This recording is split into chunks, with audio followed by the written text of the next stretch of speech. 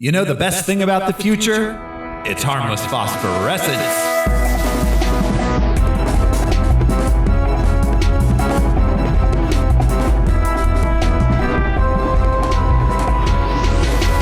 Hello everyone, this is your host Throw Smiley, and I was in the Amazon with your mom when she was researching spiders right before she died. Who's joining me? Hey, I think I watched the porn parody of this, but they cut out all the porn, so I'm not sure. I'm Josh Cece. I'm Brian Lesh, and this movie is filled with explosives and structurally unsound. I agreed to do this podcast because I thought you were close to finding the spider. I'm Andrew Martinez, Cece. I don't know what's going on. Or do I? I'm Madam Alaric Weber. Madam Weber. Madam Weber. Oh, wow. Wow. Oh. To see gas grills. Oh, honey socks, you just gave yourself a new nickname. Oh, no. Oh, no. This is Harmless Phosphorescence. It's the deep dive movie podcast where we pick a theme or a series, we watch the movies, gather some research into the production and source material, and tell you all about it. This show is brought to you by patrons. We have patrons like executive producers Michael Beckwith and Atticus Burkett. Do you want to be a patron too? Go to patreon.com/harmlessentertainment. We got a lot of bonus content up there. We do monthly movies. There's a whole bunch of old Star Wars stuff up there, music shows, tons and tons of bonus episodes. We're going to be doing The Running Man this month. Arnold Schwarzenegger goes fast. That is. Look at my shoes. That's this month. Patreon.com/harmlessentertainment. This week, we are back to our main comic book movie series. This time on Harmless Phosphorescence, we are watching Madam Web. Hey, come on. Get your stuff. Let's go.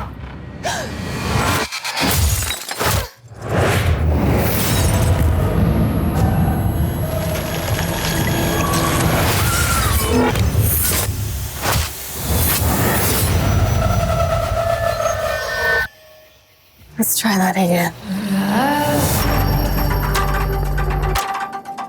A week ago, I spent my life racing against time. I'm gonna help you out today, okay? Trying to save people who are running out of it. Until one moment changed everything. Welcome back to the land of the living. I don't understand what's happening. I've been having visions. I knew he was gonna die. I think I'm seeing the future. New York City's a whole new level of crazy these days. What do you want from me?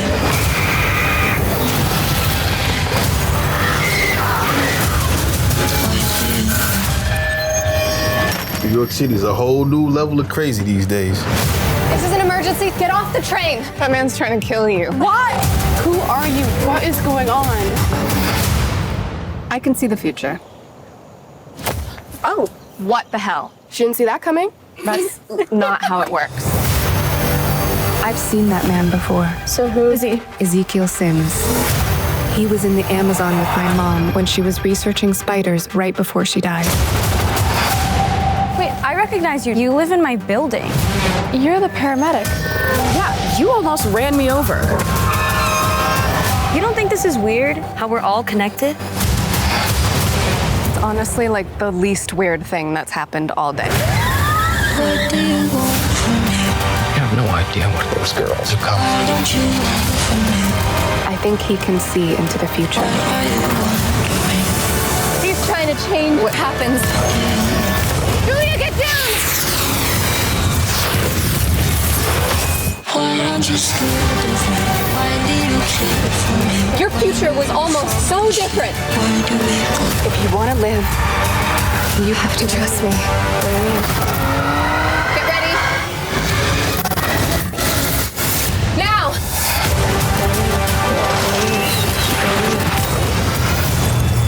You're showing off. Maybe a little.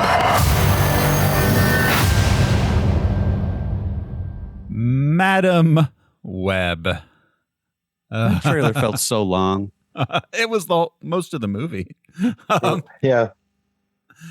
It was the length the movie would have been if they hadn't kept reusing the same shots over and over again to show the future. Yeah.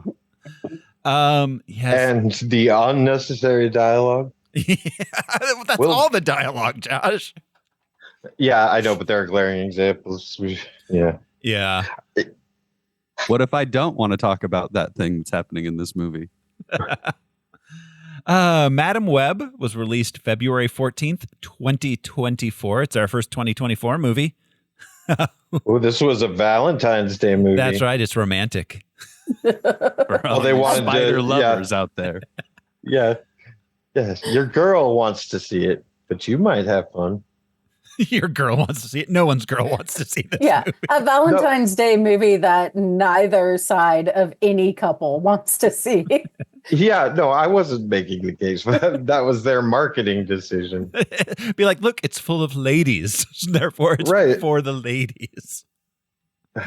Were they trying to pull the I almost called it the It's Always Sunny 50 Shades of Grey crowd?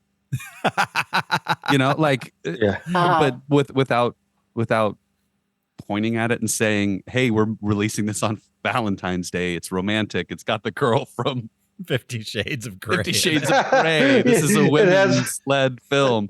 Like, you know what I mean? Like that girl you wish never was untied. Yeah. Like, was that what the implication was? Opening this on Valentine's Day? I don't know. Sorry, I'm looking. No, I don't know either, but I was surprised. So I figured that's what it was. Yeah. I would like to say that I would define Dakota Johnson's acting as about 8 shades of gray at best, maybe 4. She describes it in the movie when that kid hands her the drawing, and she's like, Yes. I can't fold this. What is this, cardboard? Oh, That's her my acting. God. Her trying to be a human. Oh, my Lord. She's never handled a physical object in her life.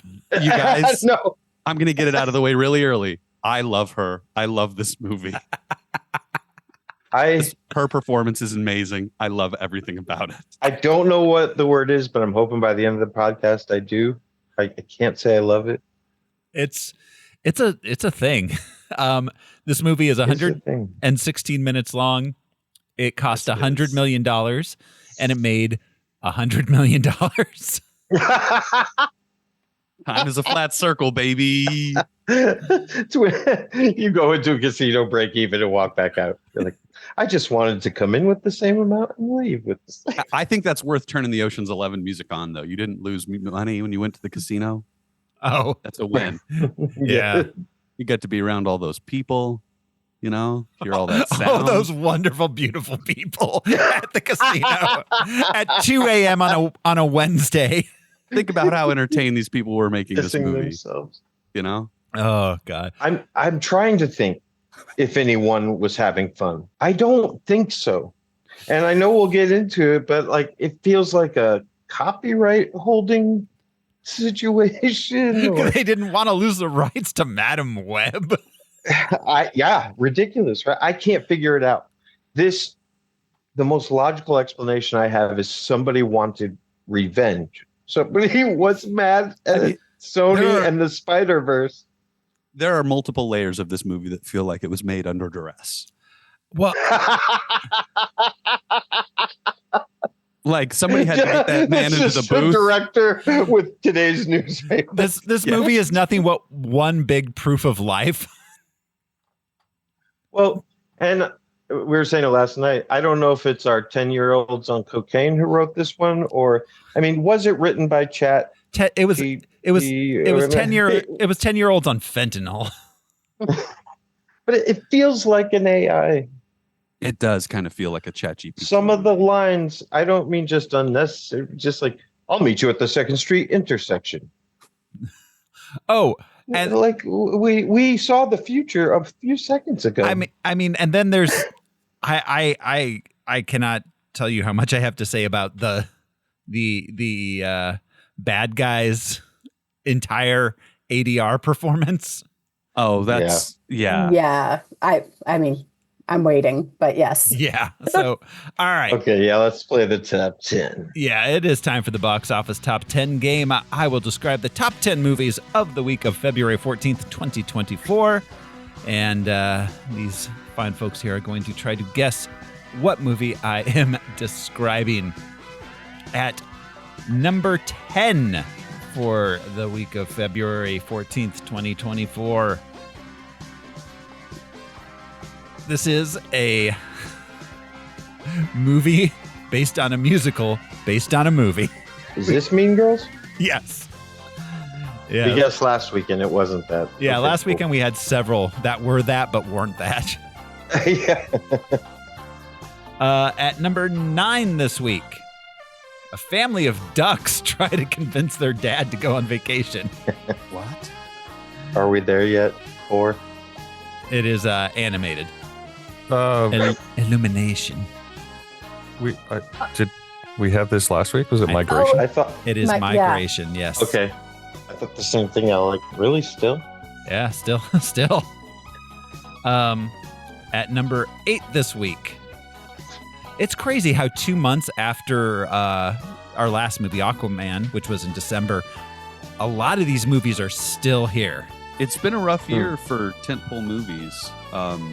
Yeah, it's true. So, I mean, crappy movies are going to kind of have staying power. Yeah. Not crappy, but like lower tier production houses. You're, and stuff. you're right. Well, It's well, like we don't have anything else to put in the theaters right now. So let's just leave this in. Yeah. Yeah, this is Well, the dearth. like December to March is always like a movie wasteland. But then also, I think this particular December to March would have been part of the effect from the strike, right? Yeah. Yeah, it was the first wave of like, we don't have anything to put out from the But strike. 2024, it has been pretty weak, obviously. But I don't know. Like Kingdom of the Planet of the Apes. I was looking forward to that. That was kind of a letdown. Yeah, I'm with you. There hasn't been a big. I mean, Dune was about it. Yeah. I mean, there's been a couple good movies. The people that were going to Furiosa see was Dune, we're going to see Dune. Yeah. Yeah, there's been good movies, but not like big tentpole ones. I mean, Right. you know, like Challengers was pretty good. Civil War was pretty good, but also not like these aren't tentpole movies. No, there hasn't been a big horror movie. The Quiet Place prequel. But I hear Long Legs is pretty good. But yeah, I've heard that. Yeah. Number 8. This is a prequel to a movie from the 70s based on a book. Oh, no, it's not that. This movie stars Paul Atreides. Oh, is this Wonka still? Wonka. Oh, yeah. Wonka. Yes, in the same year, he got to play Wonka and Paul Atreides. See, no, go ahead. What? Timothy Chalamet, which is the world's most famous 19th century boot black. Yeah, I would have loved to have seen Willy Wonka say, "Fear is the mind killer. It is the little death that brings total annihilation." And here's a gobstopper. The Gene Wilder version of Willy Wonka would say that. That's we brought it up last week. Yeah, exactly. I My thought name that is a movie killing was word. cute. Wonka is a killing word. It is. He's a slaver. Yeah. Child murder. But yeah, the movie was cute, but no way did it get us to the psychopath that he becomes. But yeah, Timothy Chalamet constantly has the same energy as an extra from Oliver to me. Yeah. He's inoffensive, but he's just He's always like, please, sir, like can I have talking some to more?" it's like talking to a teenager where you're like, you know what, this kid's kind of got it together, but that's all. Not impressive. Okay, this is crazy. At number 7 this week, I don't even know what. Oh, okay. At number 7 this week is the theatrical showing of a streaming show. Oh. It's not the Eras tour because we talked about that. I see. It's from streaming on Fathom, which is a Christian streaming service. Oh, but they do that at the theaters. Yeah, Fathom's at the theaters. Fathom's at the theaters? Yeah, they work Yeah. in Yeah, conjunction that's with the right. theaters. Okay, so this is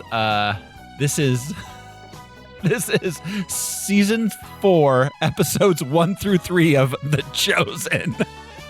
Oh, that's incredible. Good for them. They've got All right. money to spend, Keep the theaters open. Which is one of those it's a Jesus. Yeah. It's a Jesus. It's I an wrote in-house about production probably. From some I wrote about 75% of a screenplay about a dude who works for a Christian streaming company. He's a writer and not religious, but yeah. And now they're becoming popular. They've always been around. Yeah. Kirk Cameron is shit. Yeah, I grew up watching Mormon church-produced things for Mhm. years. I think it's funny how Christians are like, finally, there's media for us. It's like, bitch, the 10 Commandments, Ben-Hur. Like, come on. Well, Every sword they- and sandals epic. The greatest Oh, and they story ever couldn't- told. The greatest, which It was is all right. Shrek. we couldn't even say shit on TV until practically the 21st century. Yeah. Like Christians have had their say. All right. At number 6 this week, after an amazing first date, B and Ben's fiery attraction turns ice cold. Oh no. Until they find themselves unexpectedly reunited at a wedding. I can't remember the name of this, but this is Sydney Sweeney. Sydney Anyone but you. Anybody but you. Anyone but you. Oh. Yeah, Sydney Anyone Sweeney but and Glenn you. Powell. Ah, Bad movie. nice pull out. This was also on last week Yeah, it was. or 3 months ago. Yeah, I watched this movie. It was not good. That's the movie that made me realize I don't think Sydney Sweeney knows how to act. Yeah. No, she doesn't. I Some said movies I don't even know. Just the title is Josh. Don't worry about it. Yeah. I said it last week, but it's more, I guess, whatever, applicable here. But she was the valedictorian of her high school, Sydney Sweeney. Oh, Yeah. Which I just thought was a really neat little piece of information about her. Good for you. Oh, yeah. That's not an easy thing to do. No, it's not. I don't She's wearing that schoolgirl uniform throughout this whole movie. Oh.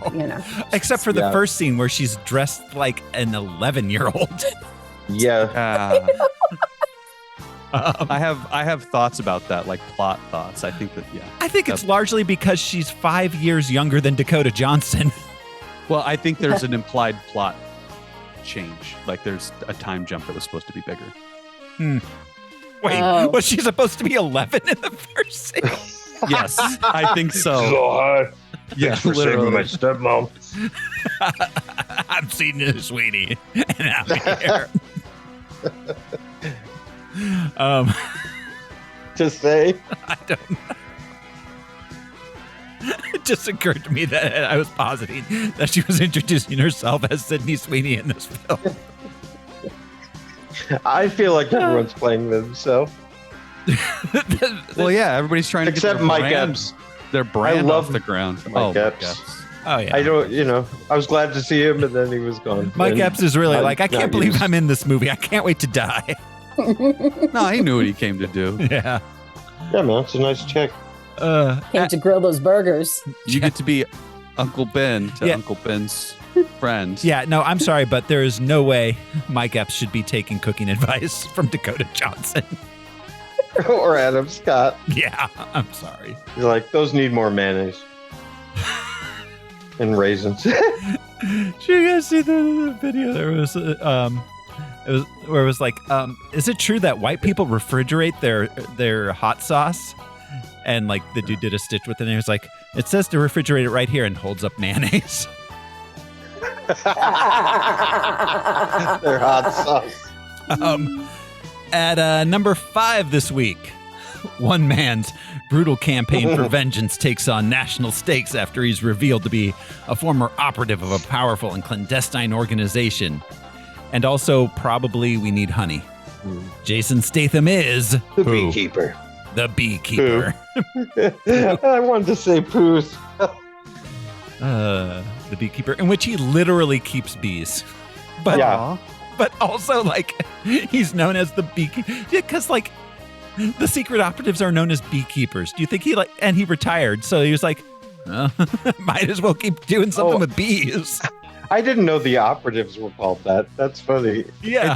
Because that story happens all the time. The retired badass now, owns a vineyard or works in a. Yeah. It's But I like didn't Picard. know. Yeah. Right. But also keeping bees requires you to be calm under stressful situations. Yeah. Kind of a cool thing for a spook to do. Yeah.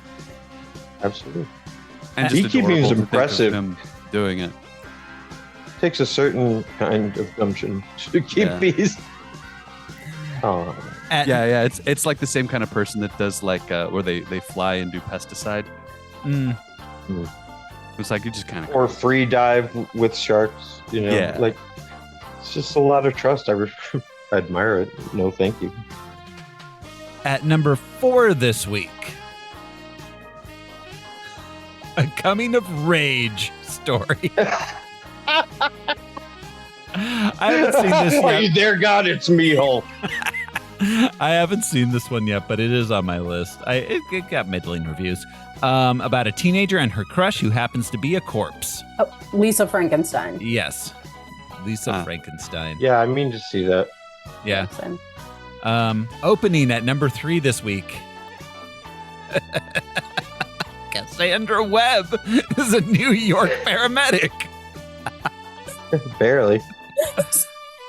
She's a super paramedic. At number 3 in a week when a Christian streaming show made number 7. Yes. Oh, wait till you hear what's above it.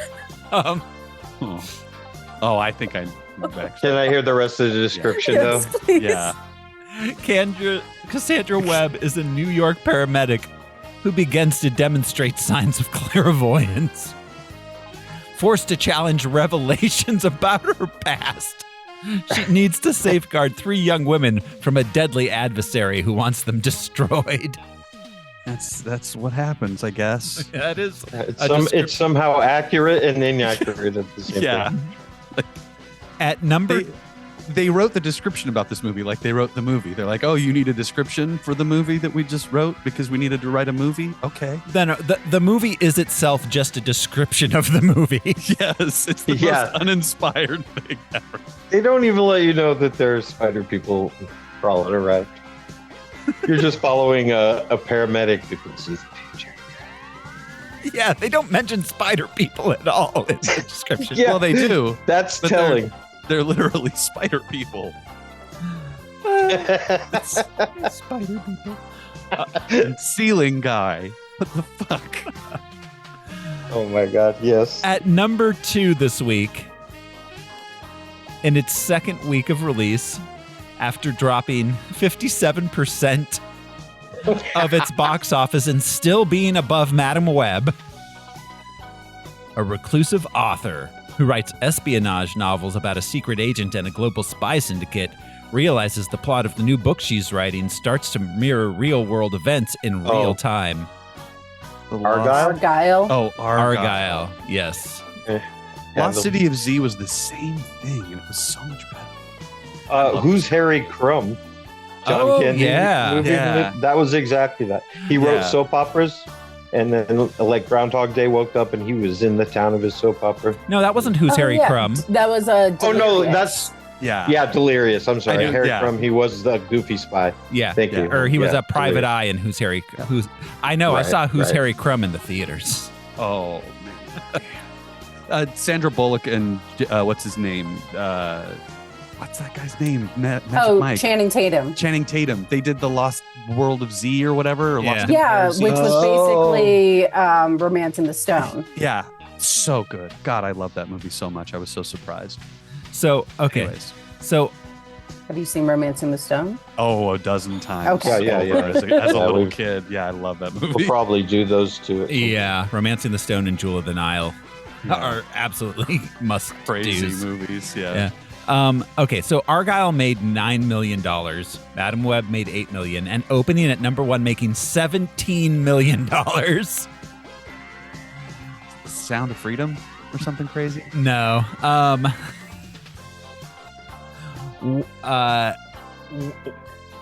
The story of Irie. Oh, it's the Bob Marley, whatever. Yeah. Marley. Bob Marley, One Love. Yeah. One Love, that's right. Yeah. Starring the bad guy from Secret Invasion. Oh yeah, that guy. I didn't finish it, not for any reason, but re-listening to some Bob Marley recently, there's one thing I know. He does not want you to cry. He doesn't. He's against that. Several songs. No woman, no cry. Yep. Like Aaron in the office. Yeah. Don't worry. Be happy. If only it were so easy, Bob. If only it were so easy. So that Wasn't for him. That is the box office top 10, which brings us to the character and comic book background. Professor Weber, Madam Weber, tell us what we need to know about these characters. All right. We have five new comic book characters. Motherfucker. Starting off, we got Madam Web, a.k.a. Cassandra Webb. First appeared in the Amazing Spider-Man number 210, November of 1980, created by writer Denny O'Neil and artist John Romita Jr. Born in Salem, Oregon, Cassandra Webb is a paralyzed, blind, telepathic, clairvoyant, and precognitive mutant. Aren't we all, though? Deep down inside. With a lovely singing voice. Webb was stricken with the disease myasthenia gravis, which is a neuromuscular disease, and connected by her husband to a life support device with a series of tubes resembling a spider web. A series of tubes. She also wears a dress that makes her look like a worm in the comics. Yeah. Famously. Yeah, it's pretty. It's very cool. Yeah. She's much older. Yeah. I think I remember the first time I remember seeing Madam Web was in the Spider-Man animated series in the 90s. Yeah, the very end of the show, like the final season. Yeah. I was all about Spidey and John Romita. Yeah. But I don't know if you were going to bring this up, Al, but of trivia, this is the very first superhero movie or comic book movie made that is made after a character who never had their own title. Oh, yeah. Interesting trivia. Whoa. Yeah, whoa. I know I just keep dunking on her, but do you think they were expecting to cast a character that was experiencing catatonia when they cast Dakota Johnson? Yeah. Was she in a coma the whole time? No, they didn't reveal that. But I mean, who can say? She may have been bit by a spider while on set. So, Madam Web assisted Spider-Man in a number of cases. She is grandmother to the fourth Spider-Woman, Charlotte Witter. At some point, Webb participates in an arcane ritual that gives her immortality and eternal youth, then becomes the mentor of the third Spider-Woman, Maddie Franklin. Still later, Madam Web is killed by the wife of Craven the Hunter, Sasha Cravenoff, and passes her psychic powers to Julia Carpenter, the second Spider-Woman. Hold up, Cravenoff? Her name is Cravenoff? Yeah. The family's name is Craven. Mhm. I never and picked that up. he has a daughter like Ra's al Ghul, who's also a badass huntress. That's true. That movie is in the can, the Craven movie. Yeah. What's his name? Aaron Johnson. Yeah. The least interesting character probably ever. Oh yeah. It's currently slated for Christmas release. Well, and it's another Spider-Man free movie. It's going to be terrible. Right. It's guaranteed to be terrible because the only time Kraven is interesting is teaching Spider-Man how to hunt. Yeah. Everything else is lame. Like not lame, but like a part of the Sinister Six. It was like, yeah, fine. But whenever it was his own story arc, just boring. yeah, he has one fun conceptually run. It's terrible stuff.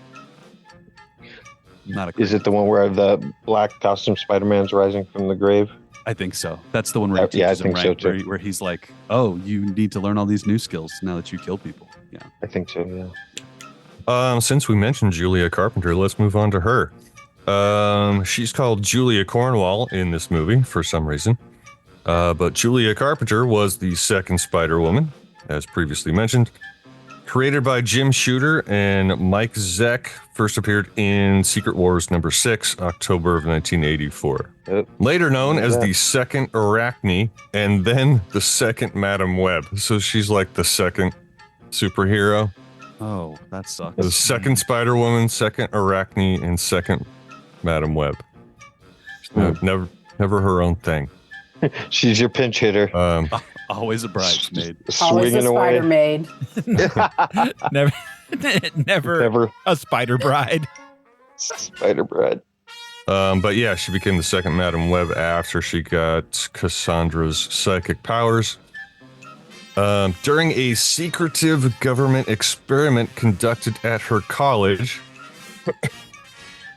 Julia was injected with a combination of spider venom and exotic plant extracts, giving her powers similar to that of Spider-Man. A plant and a spider? Spiders and plants, yeah. Was she willing? Exotic plants. Was she a willing participant in this experiment? That's what I was curious, yeah. I or did she just pay tuition and this was foisted upon her as like a midterm? It's a part of her. Because I've been there. I mean, yeah, she received credit. So I mean, you're not supposed to combine spiders and flowers. It's like we're gonna teach the results next semester. It's important that you do this. On the street, it's known as a spider ball. You can't take what little boys are made of and little girls are made of and mix them together. A unique power of Julia Carpenter's was that she was able to create webs out of psychokinetic energy rather than chemical or biological means. And we see that. Jesus. We do see that, yeah. Yeah. That's very 90s. That's very... You're still making web, though. It's limited to web only. And psychokinetic, that's not a nonsense term. Those are words. But yeah, I love comic book jargon. Yeah, it's the most... Yeah, it's like Negasonic Teenage Warhead. Kind of like, that just sounds cool to say. Gamma radiation. That is a kind of radiation, but there are lots. Yeah. Next up, we have Anya Corazon, created by editor Joe Quesada, writer Fiona Avery, and artist Mark Brooks. Debuted in Amazing Fantasy #1, August of 2004. Daughter of a Puerto Rican father and a Mexican mother, Anya was known as the first Araña, then the third Spider-Girl. Not Spider-Woman, Spider-Girl. I'm laughing because in this, her dad gets deported, but if it turns out he's Puerto Rican, then yeah. How does that work? He got deported to Puerto Rico. It's like being sent to Utah for a while. Yeah. Like I got deported back to Oklahoma. Yeah, you stay here for a while. That just goes to show how little they did with the character origins, you know? Yeah, nobody thought twice. This was a first draft situation. Yeah. Snatch and grab. We have a character name, put him in the story. Right. She's a Latina character, so her dad got deported. The end. No need to look further. Yeah. Also, always not a spider girl, not yet a spider woman. That's right. Bum, bum, bum, bum. Anya Corazon had a 6-issue storyline in Amazing Fantasy, where she started, followed by her own series, Araña, The Heart of the Spider. So actually, we do. That's cool. Araña, Heart of the Spider? Yeah, that's a cool title, cool name. I don't know if the comic was any good. Yeah, do we know when that was? Was that Sounds mysterious. early 2000s? That would have been 2005. Oh, that's cool. It's crazy I that think. she had a title, Yeah. but Madam not Web, the title character Madam of the Web movie. never did. Yeah. But is anybody gonna go and buy a worm lady, old lady in a dress who's blind? No. Hey, don't she's kink shame perfectly- me. But is anybody gonna buy her comic book to see what happens over 7 issues? You know, Yeah, I don't know. she's a great event comic, maybe, but like she's not the kind of character where it's like, oh, see the exploits of Madam Web next week while she sits in her chair. Yeah. Right. Yeah, I think it's cool. Like, if I saw that title, I'd pick it up off the spinner rack, Yeah, see what it was. yeah. I think the Aranya like comic is way more interesting. Was she in that? Was Madam Web part of that at all? I don't know. But it would have been cool if it was about her. So, Anya Coulson, on her first day of high school, Anya is mortally wounded in a skirmish between 2 mystical clans, the Spider Society and the Sisterhood of the Wasp. Typical first day of high school bullshit. Wait, Yeah. there's a School's lot going crazy on now. in that sentence. Is this Yeah. Harry Potter all of a sudden? It's just New York. It's just the mystical clans at every public high school in the Bronx, I guess. They're just like the Pink Ladies, you know. It's just a click That's name.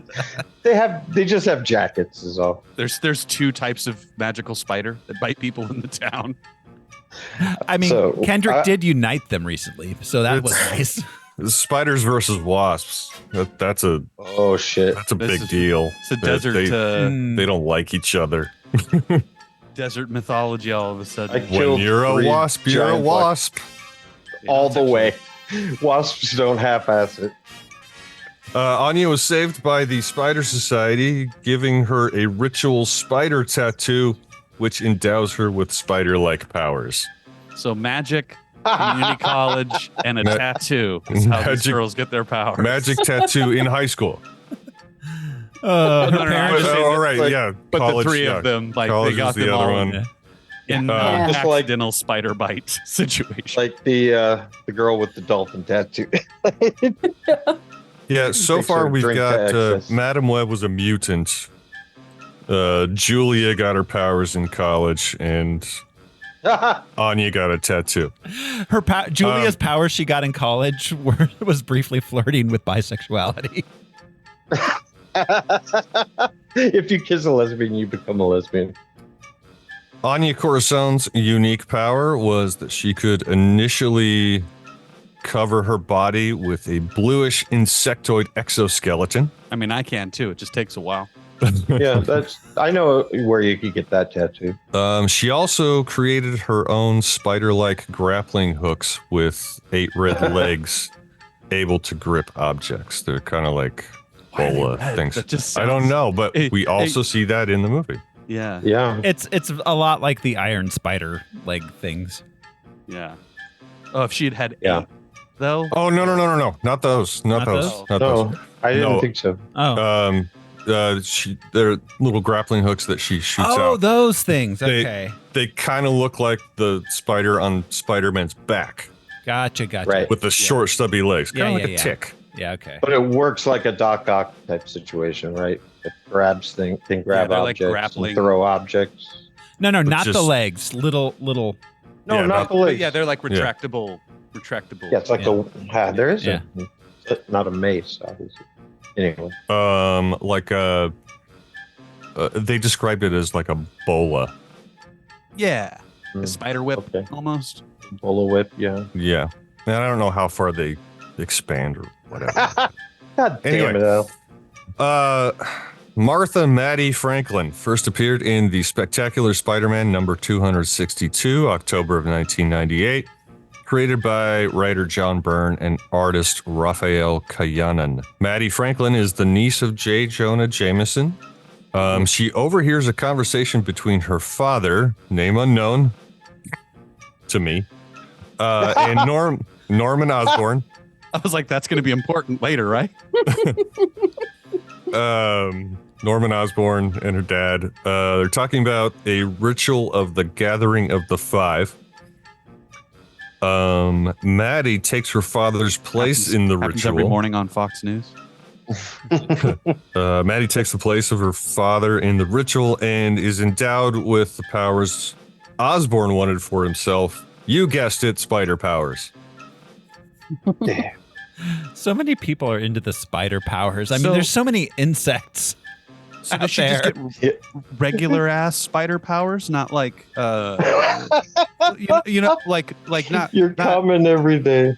mystical Regular ass spider powers? because we got like the telekinetic, whatever the fucking mind web, and then I we mean, got this the was a mystic oboe leg ritual. web. But Mystical. did the magical powers just give them regular Spider-Man like brand new day magic? Wait for it. Okay. You have me up with bated breath. Because we all know, I don't have to list all the spider powers when we say powers similar to Spider-Man. We all know what that means. Okay. Yes, we do. Dead uncles. So, yeah. No brain wiping kisses. Maddie Franklin was the third Spider-Woman after impersonating Spider-Man during one of his temporary retirements. Unique abilities. She can fly at subsonic speeds, and she can create psionic spider legs out of her torso. So Spider-Woman can fly, right? This particular Spider-Woman. But I mean the original Spider-Woman in the cartoon. Jessica Drew. Fly. I Oh, think did she Jessica Drew could fly? because she had those like little Black Bolt has those wings under her. They were webs, but Yeah. at least in the cartoon, yeah, I think you're right, Brian. I think she could fly. So it's not too unusual. To be loved by anyone. amongst the arachnid world. Yes, it is. The legs from the torso thing kind of fucked me up though. That's weird. I'm still thinking about ass spider powers. And regular ass. Yeah, luckily nobody has web coming from anywhere weird. I know. That's what I was saying. I pictured Ezekiel as web weaver from The Boys the whole time. I just imagine a large section of the Spider-Verse is just is like a walled off area where they're like, these guys just, you don't even want to go there. They've got web coming out of their ears and nose and other parts of their body. They're just silly with it. It just didn't work out. They're not heroes. They're just kind of genetic abnormalities. The multiverse is large. It's crazy that in this one universe, everyone's just about spiders. Yeah. Where's So much Cricket about Man? spiders. You know? Where's the human June bug? Where's the bed bug? Cicada. You come up to him and you touch him on the shoulder and it's just Hey. a shell. Let's You all know? not And you just hear him forget screaming from somewhere the else. tick. Hey, yeah. Arachnid. Did you guys notice she mentions Uncle Jonah in this? Yeah. Yeah. Which is confusing because this Barf. is supposed to be the anyways. Yeah, Is it, though? yeah. I don't know. I don't know if it's supposed to be anything, Thoreau. Yeah. Well, no, it is. It is very much supposed to be something, and we'll talk about that when we get Yeah, to we will. production. So, Maddie Franklin has long been an obsessive fan of Spider-Man and harbors repressed romantic feelings towards him. So do I. Okay, I said it. Finally, we have Ezekiel Sims. First appeared in The Amazing Spider-Man number 30, June of 2001. Created by J. Michael Straczynski and John Romita Jr. A rich businessman who early in life, through some sort of ritual, gained powers similar to Spider-Man. I've done so many rituals, and I've never gained powers. You just gotta keep trying new ones, man. They're plenty more out there. You gotta mix them up. Originally aspiring to be a hero, he instead used his powers to form a business corporation. Yeah, Bill Gates similar, I think. Yuppie man. According to Marvel chronology, Sims did get his powers before Spider-Man came on the scene. He's the the original Spider-Man? He's OG. They were the new originals. Man, you Spider-Man don't was the even new know. originals. This guy was doing it. This guy was doing it in the 70s. He should have said that in the movie. I was the first man with spider powers. If these girls get the spider powers, then there are women with spider powers in the world. You don't understand how dangerous I dare you to name 5 Ezekiel songs. He should have been super misogynist about it. It would have been fucking He was entertaining pretty as fuck. He was very close, but he didn't cross the line into like. He was the first misogyny. He was for the some first. reason. He was the first colonizer going to get the cool powers from the natives. A lot like when David Byrne went to Africa in 1980 and came back with Ikimbra. I'm so mad about that because they should have just been. He should have just been like, "No, I'm from Peru." Bang, and then shot her, and it would have been like, "Oh, what?" It's almost as if they wanted you to think that. This brings me to Al. Please tell me there's background on what country this man is supposed to be from. Yeah, because he seems to be a Irish person doing a Latino accent, or I can't figure it out. I've got a lot on the accent. I'm so excited. He doesn't wear shoes in the comics, right? He always wears a suit. Right. That's like tattered. And no shoes. And no shoes. That I remember. Yeah. He got like About a ponytail and he's balding. Grotesque. He teaches capoeira on the weekend. He's divorced, so he has a little shitty apartment. But I mean, that's Spider-Man's lot in life. I don't see any information on where comic book Ezekiel Sims was born. But I mean, Sims is not a Peruvian surname. No. I mean, we do know he came from nothing. That point is very clear. Oh, he does say that. He says that. Yeah. And then I didn't have the same. He's like, I think in the same way every time. Yeah. Like they caught him saying it. Yeah. Like it sounds like they caught the voice actor saying it in between takes. Like, I came from nothing. Why are we doing this? I was like, I'm not going to let them destroy all I built. What did you build? What did you build? So let's wrap up this comic book history here. Ezekiel Sims, still talking about him. When Spider-Man did come on the scene, Sims had him investigated and sought him out, explaining to Peter Parker, he did figure out who he was, explaining to Peter Parker that Peter, was a true animalistic totem of the spider, which is why so many of his foes are based on animals, though they themselves are mostly false totems. That's right. He drugged Spider-Man into the weird mystical, you are required for the mystical part of the multiverse kind of thing, right? And he eats spider people, doesn't he? Doesn't he become bad? Doesn't Ezekiel Sims eat spider people? He takes their spider powers? I thought that was... Breakfast. I thought he eventually had a bad turn, and that was what he did. Maybe I'm confusing him with another Spider-Man. No, I didn't. So many. No, I don't see that he did. I'm probably confusing him with somebody else. Maybe. There was some guy named Morlun, a vampire-like entity that fed on totems. I think that might be the that was involved in one of the Sim stories. Ezekiel gave his own life protecting Peter from the gargantuan spider that had given Ezekiel his own powers. Gargantuan. I'm sorry, that was my word. Massive. Massive spider. Was what? Massive spider. So I assume Gargantuan's dog-sized or bigger, if they're saying massive spider, you know? Because like a big spider is a big taller spider. than a human?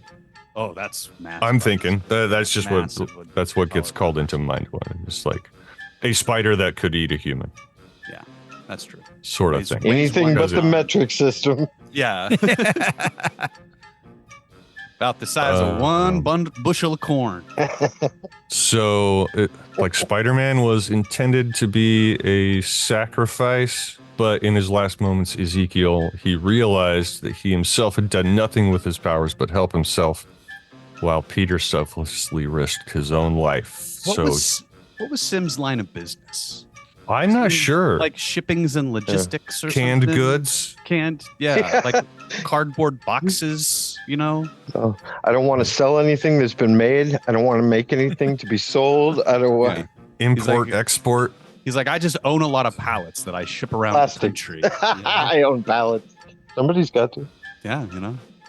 I make a penny a pallet. And he would say it in that voice too. These girls are getting in the way of my pallet business. I'll control the pallet market. And I think that's all we need to know about that. Okay. Thank you, Madam Weber. Thank you, Al. That brings us to the production of the film itself. So, Madam Web.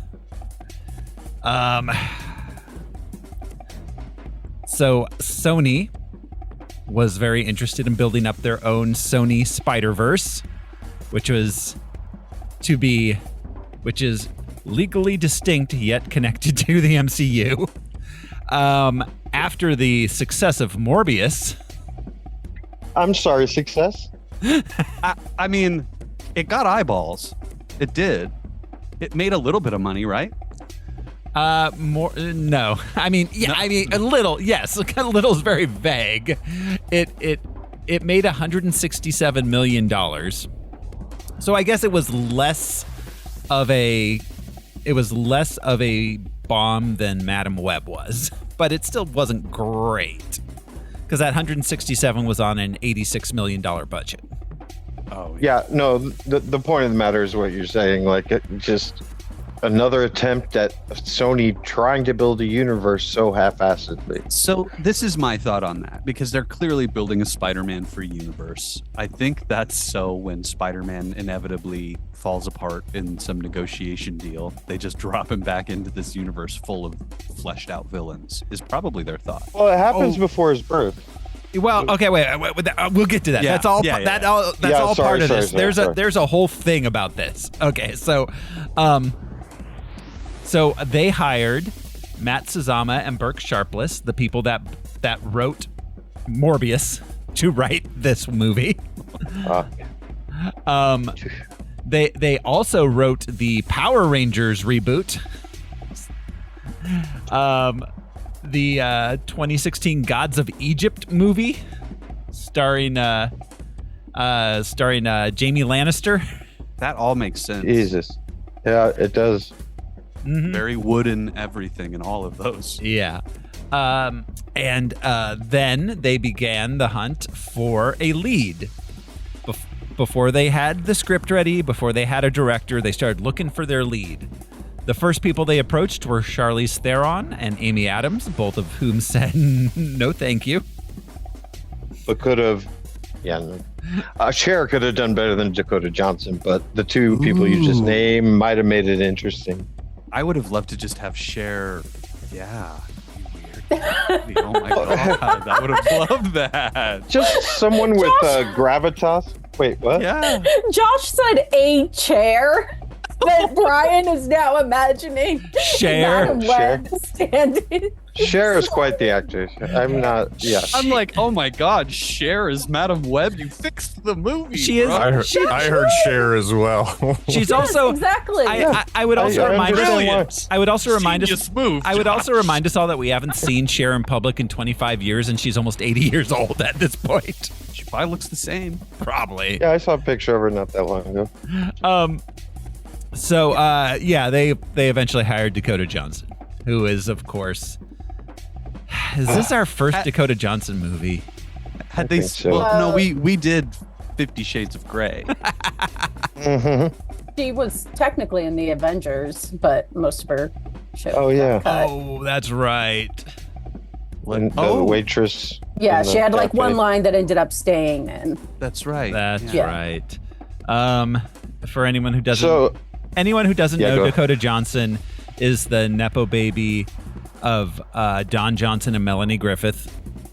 I can't stand Melanie Griffith, and I never could.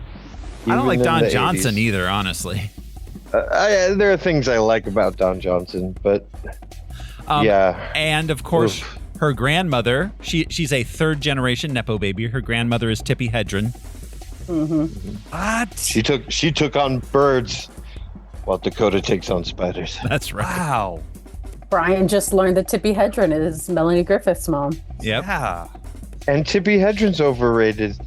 The Birds is fantastic, and she does a great job. I'm a Janet Leigh kind of fella, so you know. Yes. Yeah. Yes. And that's an example of where the nepo babyism worked out. Like, Yeah. Janet Leigh, talented. Tony Curtis, talented. Jamie Lee Curtis, talented. Yeah, Yes. like Carrie Fisher.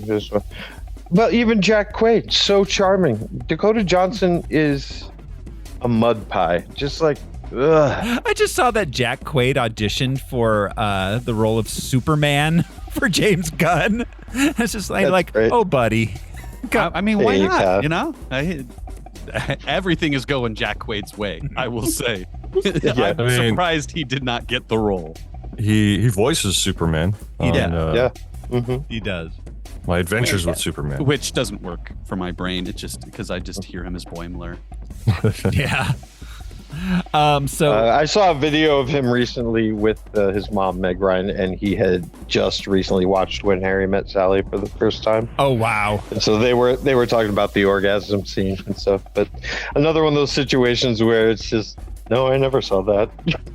My mom was in it, but Wow. yeah. How do you not even accidentally see When Harry Met Sally? Just living in He the said he Your universe. never mom liked. keeps you He away said he from it, never I watched guess. it. Yeah. Yeah, he just, you don't. He never clicked on that on the satellite menu. I heard an interview with Maya Hawke the other day, and there was like all sorts of her parents' movies that she was saying she hadn't seen. I was like, my God. Yeah, I think I saw that too. Dakota Johnson, her first movie was Crazy in Alabama, starring Melanie Griffith in 1999. Her first movie that wasn't starring her mom was Social Network. But Where she played a monitor. She played a computer. yes, her breakout as being a star herself was, of course, 50 Shades of Grey, in which she played Anastasia Steele. That was the character's name. It's a romance novel, man. I still haven't seen the movie. Oh, it's not a romance novel. It's softcore porn. But I mean, Yeah, but yes. for the romance novel yeah. market. It was born out of fan fiction. It was based It's a Twilight fan fiction. on Twilight fan fiction. Fan fiction. Yes. Yes. Which is crazy. We have a mutual friend, and she's a very successful romance novelist. Like, she's been in the top 5 bestsellers in that category. It's Amy Lewis Lichtenhan. yeah. That's cool. Yeah, you make the money. Make the money. Yeah, it's a market. Yeah. Yeah, it's very lucrative for people that are successful. I mean, But 50 Shades of Grey just seems so insulting to women. I don't know. I haven't seen it, but I saw just those names. I saw so many like 60-year-olds with that on the beach when it first came out. I was like, come on, people. I'm not here to Well, yuck the book anybody's isn't. yum, but it was very weird. I had people playing the audio tape out loud. That was my exposure to it. Oh, no. In their car. You know, I'm like, Family road trip. Oh. Let's listen yeah. to I mean- Read to you The by thing- Gilbert Gottfried.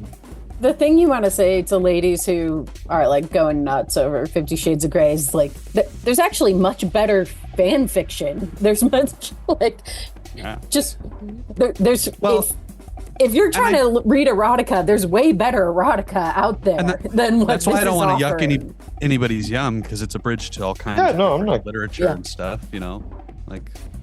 Yeah, no, I I'm think not it's a king legit shaming. thing. I'm shaming Dakota Johnson. Yes. I'm Johnson shaming. Absolutely. I think it's more fascinating as a cultural moment, you know, than anything. Right. Like, oh, everybody's Yeah. listening to this thing and reading this It, thing. w- it was like society admitted something.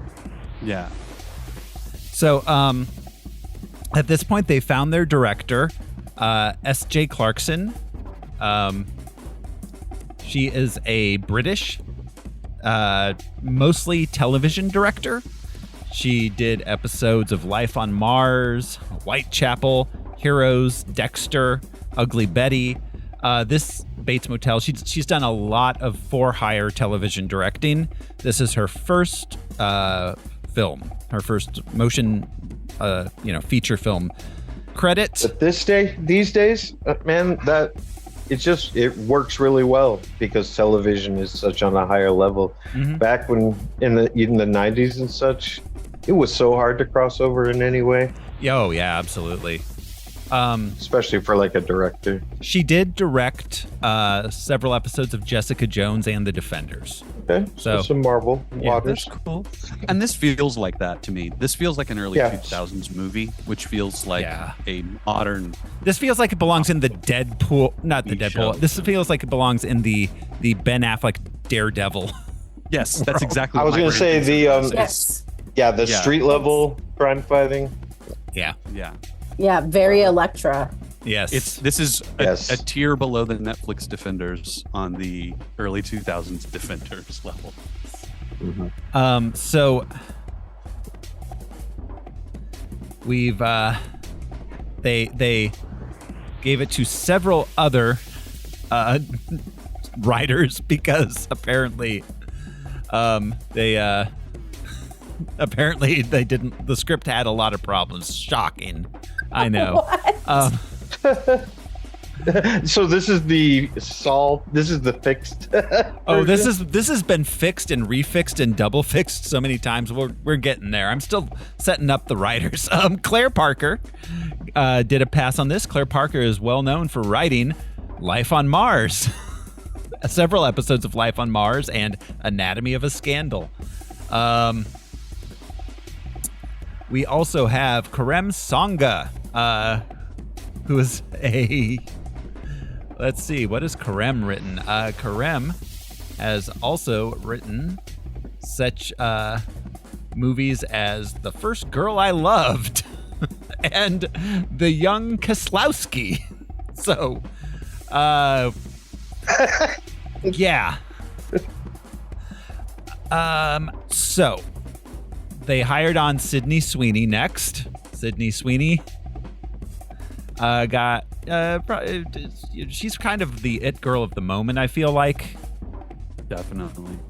Her and Zendaya both are like the big Euphoria breakouts, and the dude Euphoria, the TV show. Yeah. Okay. That's what. Yeah, I couldn't think of what.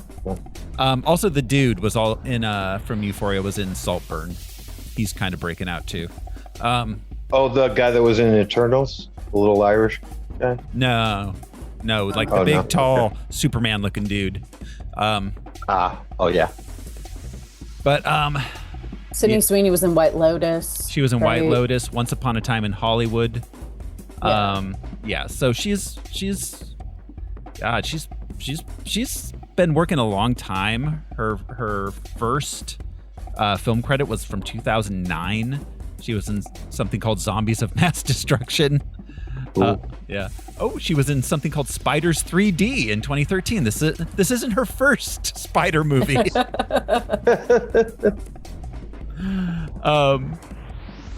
So yeah, she's been working a long time. We mentioned her, of course. Anyone But You was a big hit this year, even though it was terrible. Then Isabella Merced as Anya Corazon. Isabella Merced is mostly... she did a lot of TV. She was 100 Things to Do Before High School, which was like one of those Nick shows, like kind of like Lab Rats or Wizards of Waverly Place, like that kind of TV show. Mm-hmm. She was in Transformers: The Last Night and Sicario: Day of the Soldado. Wow. Oh, she played Dora in Dora and the Lost City of Gold. Oh. Dora the Explorer. Yes. That's perfect. Yeah. Celeste O'Connor as Maddie Franklin. Celeste O'Connor. She was in Ghostbusters, right? She was in Ghostbusters Afterlife. She played Lucky. Yeah. Bird Boy's girlfriend. Yeah. Yeah. And Ghostbusters Frozen Empire, again, is Lucky. That's what she's best known as. And before I get through the rest of the cast, let's talk a little bit more about the production of the film. So, it was originally after Spider-Man No Way Home, Sony started seriously considering making The Amazing Spider-Man 3 with Andrew Garfield. So, right. in order, in order for that to make sense, they decided that this was going to be a prequel to The Amazing Spider-Man 3. And so they set it in 1993, which would have been, then Andrew Garfield's Spider-Man character would have been born at that point. So they filmed the whole thing with the idea that it was set in 1993. And then, for whatever reason, they decided that that wasn't going to work out. And during negotiations with what's his face, Tom Holland, they started thinking that maybe Spider-Man 4 wasn't going to make it in the MCU. It has ended up doing that. Feige has verified that they are working on Spider-Man 4, and Tom Holland will appear as Spider-Man 4 in the MCU. And Ned Leeds might actually become the Hobgoblin finally. Yeah, we'll see. He doesn't know who Peter is. Mm-hmm.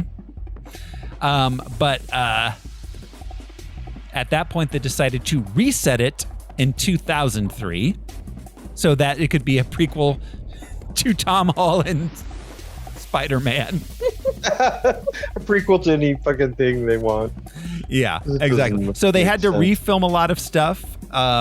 They had to change a lot of the pop culture references. Wait, they did this after filming? Yes. Is when they changed it? Yes. There's so much ADR in this. They shot the film nearly twice. It started shooting. It began shooting in July of 2022, and it completed shooting in October 2023. So the sets are dressed like it's the 90s? In many of the scenes, yes, that was the idea. That's why it feels like an early 2000s movie then. Well, no, it's supposed to be. So it's supposed to be set in 2003, and I was going to complain about how they did next to nothing to make that even happen. But also the fact that, like, who feels transported to 2003 anyway? Yeah. But then knowing that it was supposed to be 1993, that definitely did not come across that was ever a concept at all, which also becomes very confusing then, because our bad guy was from 1973 when he was in his 30s then, so he should be like 65 years old in 2003. Yeah, but he has like spider power. Okay, fair. He's got some salt and pepper going on. That's fine. Yeah. And he talks like that. It keeps him young. But the facial recognition and the NSA shit is all a major part of this plot that I put in air quotes. Right. And so that wouldn't have worked for 93. No, it would not have. Well, and you notice she never interacts with anyone except... Yes. So that was all done in the second wave after they changed it. They put that entire thread in after they shot the film. Mammoth's thread? The guy in the chair? Yeah, exactly. So, okay.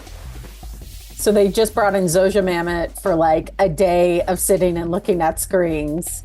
And then... to establish have that guy stand by her and then ADR shit over his back. She had 5 or 6 lines total. just to establish that because of the time period, this is what they can't do. Do you know what I mean? She's like, not even the cops can control the cameras. Now it's like, yes, they can, and they do, and they're doing it now. Yeah. Oh, and that, okay, so a lot of things are becoming clear. Sorry, I'm jumping around. But when he like seduces and then kills that lady, and the idea is because he wants to get her NSA pass. But a lot of that scene was like super ADR'd over people's backs and stuff. So I bet originally he was getting some other type of tech from that lady. There was a lot of other stuff, yeah. But also, okay, also let's talk about him. It's time to talk about oh my God, Tahir Rahim and his ADR. Tahir Rahim is French. And he he came. They hired him to play this role. He is, let's see, what is he known for? He is known for such films as Tahar et Dant. He's known for a certain. Je ne sais quoi. Yeah, Le Honlere, La Pierre Noël. He's a French actor. A very French actor. He's also been in plenty. He's a Gerard Depardieu. Yeah.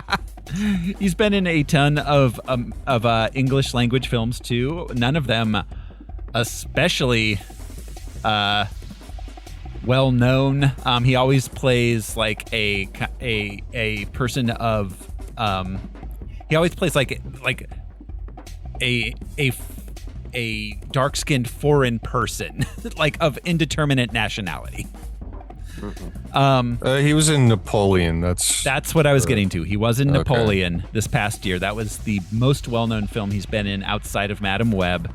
That was so disappointing. I wanted that to be better. Yeah, he played Judas in the 2018 Mary Magdalene movie. Wow, that's interesting. Yeah, but the man speaks naturally, and he played the role with a French accent. He shot this entire film, with a French accent. There we go. His natural accent. Then they decided he should be American. And it does not seem like they decided that. I didn't think. Yeah. No. What? They decided he should be American, and this is him. He did all his own ADR. They didn't get another actor to record over him, because then after this, he did his press using this same accent, this same voice. So that is him as a Frenchman doing an American accent. After the fact. Man. After the fact, entirely in ADR, and you can hear it a little bit too. That the way, changes. the weird way he pronounces, the weird way some of his sentences like have weird enunciation in places is very French-like. Where he's like, where it says things like, "I don't know if I even can do this thing," like very right. It's almost like a clunky and yeah. It is, but you don't have anyone you're working off of with ADR. Maybe the guy in the booth is reading the lines back to you, and you're trying to match the lips on the screen in front of you for a lot of it too. Yeah, so much inflection comes from social interaction, body cues, and language. That's where we decide what to focus on, syllables. But also he literally. But if you're all alone, and he performed it with a French accent. So then to try to do an American accent and match the lips, and it's not a great American accent to begin with. That's. I mean, who knows if this would have been any better? But like, first of all, they should have decided this from the beginning. But even in the retconning it. Make him South American, like at least it's a romance language, and then also people would be like, oh, he's foreign, he kind of talks funny, and dismiss it. Yeah, I thought he was Latin. The title card's the Amazon. I thought he was like a Pepito character. Like he was. He helped Indy get through the jungle. Yes, that would make sense. My guess I did not see American, and French would have been fine. Right. The accent, I mean. Yeah. My guess was that he was a European actor attempting a Latin accent. That could be. That was what I thought was happening, and was not succeeding at it, but at least it's possible that's what I thought was happening. It's possible they asked him to do a Latin accent as French. It's nothing's been leaked or released as far as what it sounded like to begin with, so I don't know. Well, it makes sense now, though. Knowing that it was in French and he redid it. Mm-hmm. Somebody should tell that guy he should write a book about this movie and his experience on it. Because I think that people would fucking read it. Because this movie is fascinating. It is still in the cultural consciousness for the whole, how the fuck did this happen? I would watch the shit out of a Man of La Mancha style documentary about this movie. Just I imagine him Island going of to Dr. work. Moreau documentary. Yes. Imagine you're done with this movie and you're like, I made a Marvel movie as a Frenchman, and they're like, he gets a phone call and you're like his cinematographer, and you're like, yeah, you want me to what? You want me to come in and redo the entire movie? With what accent? Do you want me to try right now on the phone? Can I show you? Like, how did those conversations go? How did they pay him to do more work like that? Like an entire movie's worth of ADR. You know? That's what's crazy about it. You do a little bit here and there in most movies. Yeah, no, the entire film. Entire film. He did his every line. And he has the second most lines after Dakota Johnson. Oh, yeah. Who also must speak another language and is translating it into English. Yeah, she is speaking English for the first time. You can't convince me otherwise. The way she delivers this shit, she is new to our language.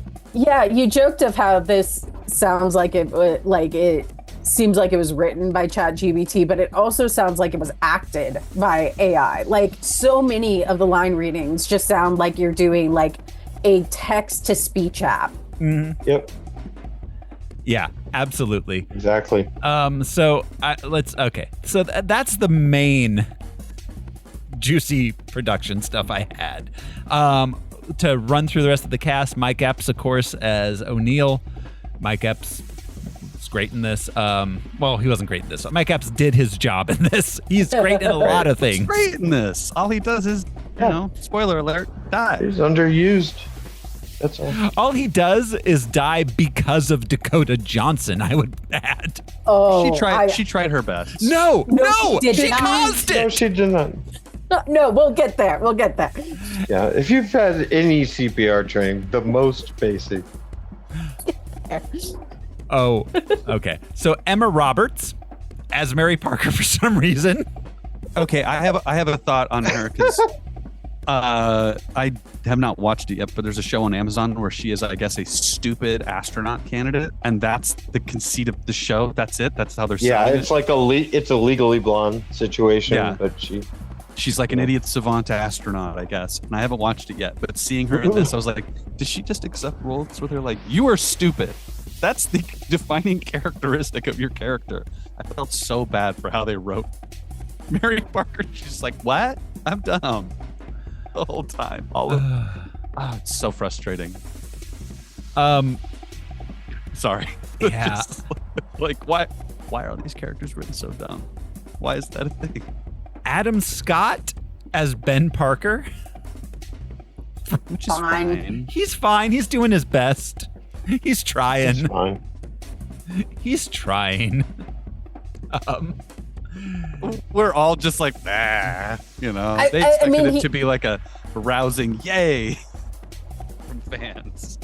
He brought like a little bit of depth, even like, like his little nuance of the, like, I met someone. He's acting. Oh, he's one of the people in this movie who's acting. He is in the scenes. He was not given much. No, he was not. Carrie Bechet as Constance Webb, Cassie's mom, who was in the Amazon when she died, researching spiders. And she is incredible in *Halt and Catch Fire*. She's great in *Halt and Catch Fire*. Honestly, as much as the 9th season of Scrubs doesn't exist, I found her. Hey, is that where I recognized her from? She's from she was the Scrubs? lead of the 9th season of Scrubs, the reboot season. What? Yeah. You just blew my mind. Yeah, I found her charming in that, even though it was, not a great season of television. Sorry, I'm obsessed with *Halt and Catch Fire*, and she's a really well-written character in that. That's interesting to think of her as a comedy lead. Yeah. And then, of course, Jojo Mamet as Girls is what she's best known for. Yep. And she's also a Nepo baby, but on a whole other level. Wait, is she related to... I did not know her dad was David Mamet. She's that Mamet? I did not realize that. And this is the shit she does, And her mom's Lindsay Krause? What the fuck? He's one of the most important playwrights of the 20th century, and she's like the guy in the chair for this French Spider-Man. It checks cash, you know? Like, yeah, she's not obliged to do anything, but it is funny to see. John Erskine? What the fuck? I didn't know John Erskine was related to fucking the Krauses. Holy shit! It's all Nepo babies all the way down. This goes all the way to the middle. Oh, always has been. No, fucking John Erskine, who was helped found Juilliard. Yes. Yeah. Whoa. Yeah. Yeah, not exactly lightweight, dude. I did not know he was related to Lindsay Krause. And I did not know Lindsay Krause married David Mamet. And I didn't realize that Jojo Mamet was there. Oh my God. Anyways, the Nepo babies. Spider webs are for closers. Oh, Brian's got it. All right. And of course, the last notable member of the cast is Jose Maria Yazpic, who played Santiago, the Jungle Spider-Man. Jungle Spider-Man. He's a Mexican actor, best known for playing Armando Fuentes in Narcos. That's yeah. So Madam Web was perhaps not well reviewed. No. Let's see. On Rotten Tomatoes, it has 11%. Oh, that's not fair. Brian, I don't know what kind of weird spell Madam Web has put you under, but I love this movie. I really do. Yeah, I mean, but but 11 is fair. 57% audience score, so you know. If we want to live in a fair and just world. I do have several Letterboxd reviews here. David Chen, who's actually a noted critic, Weekly or something. Yeah, or he's like with Variety or something. Writes, "It really was a thrill to see Dakota Johnson take down a genuine villain, someone who's clearly evil through and through, who has nearly unlimited resources, and who's convinced the world that they're respectable despite being one of the worst human beings alive. Anyway, enough about Ellen DeGeneres." So what's with that? Did she take down Ellen? So Yeah. Her being like, "No, Ellen, I invited Right you to her my face. party. That You're was being a dickhead to me." that's so weird. That was the first domino for Ellen. Yeah. For Ellen. And That's Ellen literally how she denied plays it this to her character. face several times, and then off camera, the producer and Ellen's assistant confirmed that Dakota Johnson had personally invited her. Yeah. That's Ellen's hilarious. a douchebag. Yeah, fuck her. That's like such a like a small fries thing. Like, you didn't come to my party, but to get called out on national TV is very satisfying. It's kind of like It was the one time her Snoochie kind of deadpan vibe. delivery. Yeah. Or yeah. Right. No, Ellen, I did invite you. Jeez. I did. I once I saw that clip, I was like, oh, she's kind of mad about that. That's very fun to watch. She was mad that Ellen was making it a bit when she's like, "No, I invited you." Or I'm sorry. Right. No, I invited you. Because you were mad the You want to last tell time. Mm-hmm. You want to tell the world that I was a dick. Wrong. David Sims, another critic and has a big podcast too. Wrote, "Every line reading feels like it's on a Zoom delay." That's it. I Yes. kept saying AI. No, that's it. That's what it is. Yeah.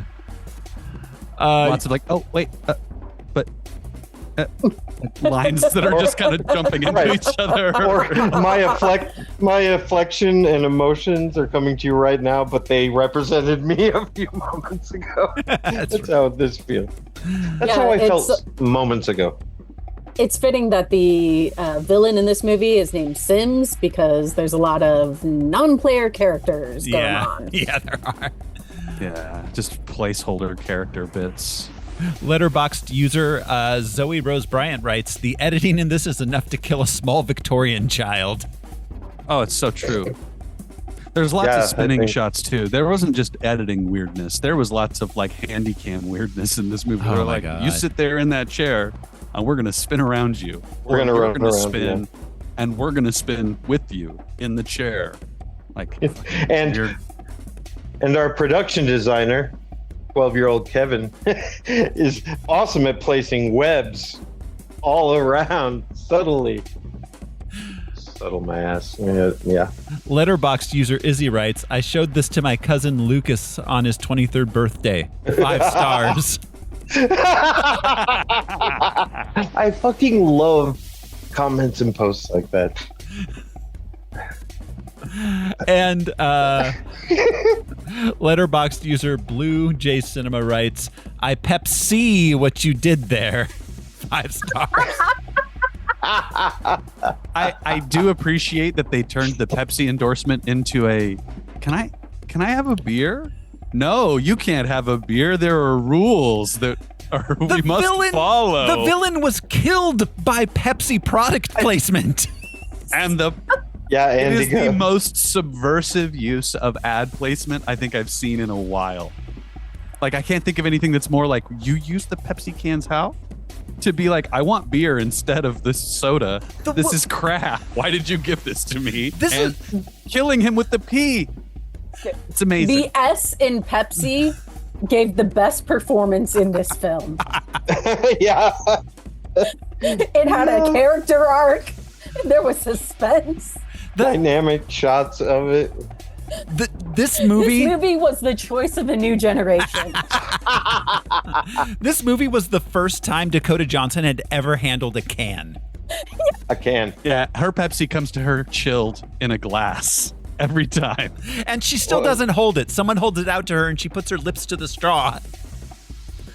The first time she gets a can, she's still at the hospital and she's just spinning the tab, spinning it around.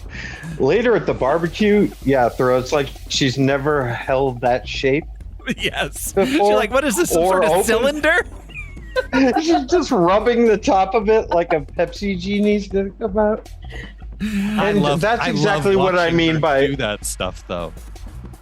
That's what I mean by unnecessary dialogue, and I mean that as far as economy and economic.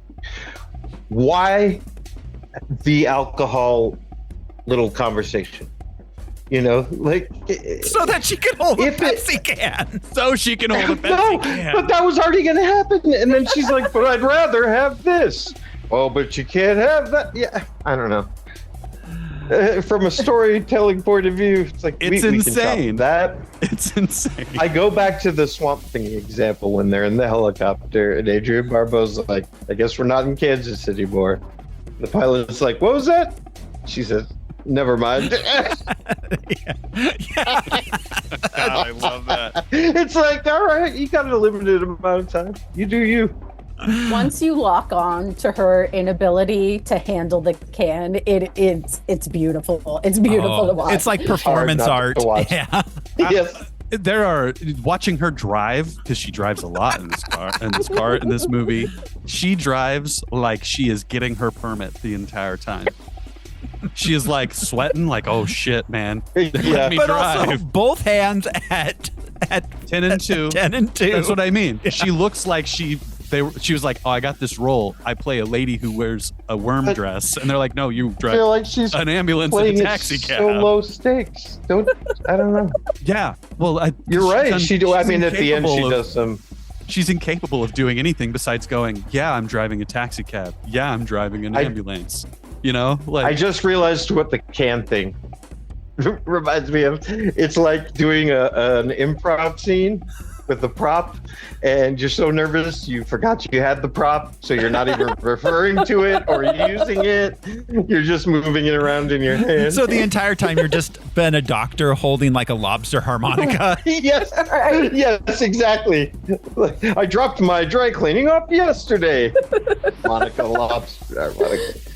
This was from the Honest trailer guys, but they were like, did production just give them the one Pepsi can? And then so they were like, you can't open it, Dakota. We only have the one can. Be like, there's a machine over there. Like, it's not actually Pepsi, it's piss in the can. Don't open it. So all right. That's about it for the background. Are we ready to jump into the movie? Oh, I thought we were already waist deep in this. No. I mean, Yeah, so we have brought up a many things lot, have so been we should discussed. Yes. All should be right. able to swing through this. Here we go. This is Madam Web. It said that weird. We open in Peru, 1973. The Summer of Love. We meet Constance Webb. She's pregnant in that she has some sort of stuffing inside her shirt. She's looking for spiders with healing properties. We meet Ezekiel Sims. Apparently he's been hired as security here in Peru. Also, apparently he doesn't know that there's 7 years bad luck if you open an umbrella in the rainforest. Oh, I've got a thing about the umbrella, but we'll wait until we get there. It's a big red web behind her. Yeah. Josh mentioned it in his opening tag, but I had written down that I can only describe this scene as scientists in porno. Yes. Like, oh my God. Yes. 100%. Yeah. Did you find the documents?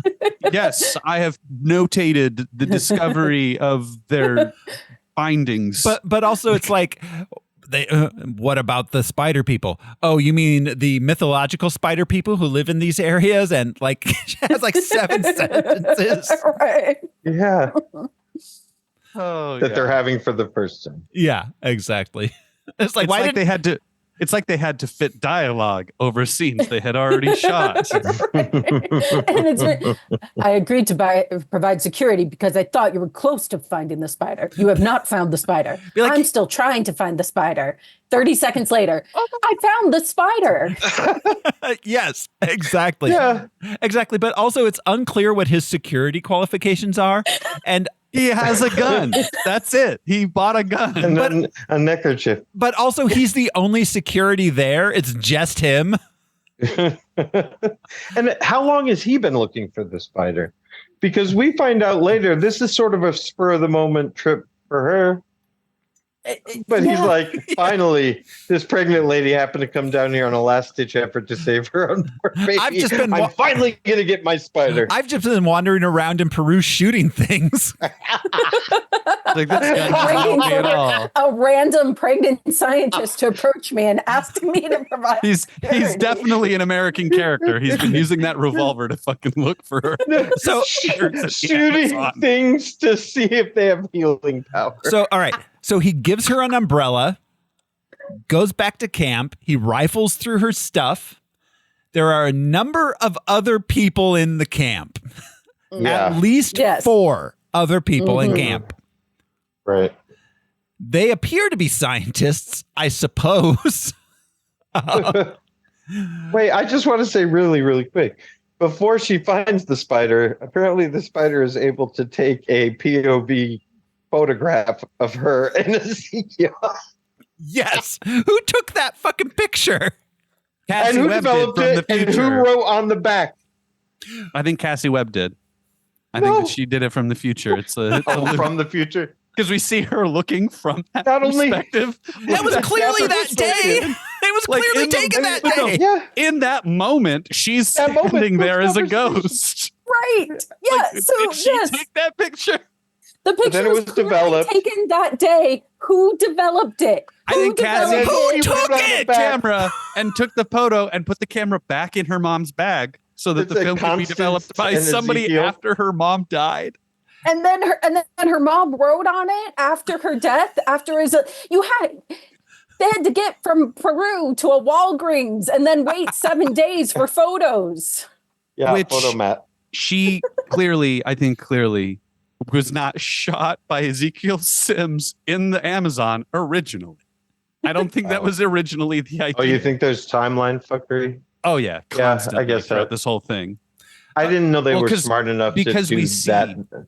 We see the ADR fuckiness over him Right. talking like, I was following you with the spider when you were looking for the spider, and then he shoots everybody. You know, it's like this weird.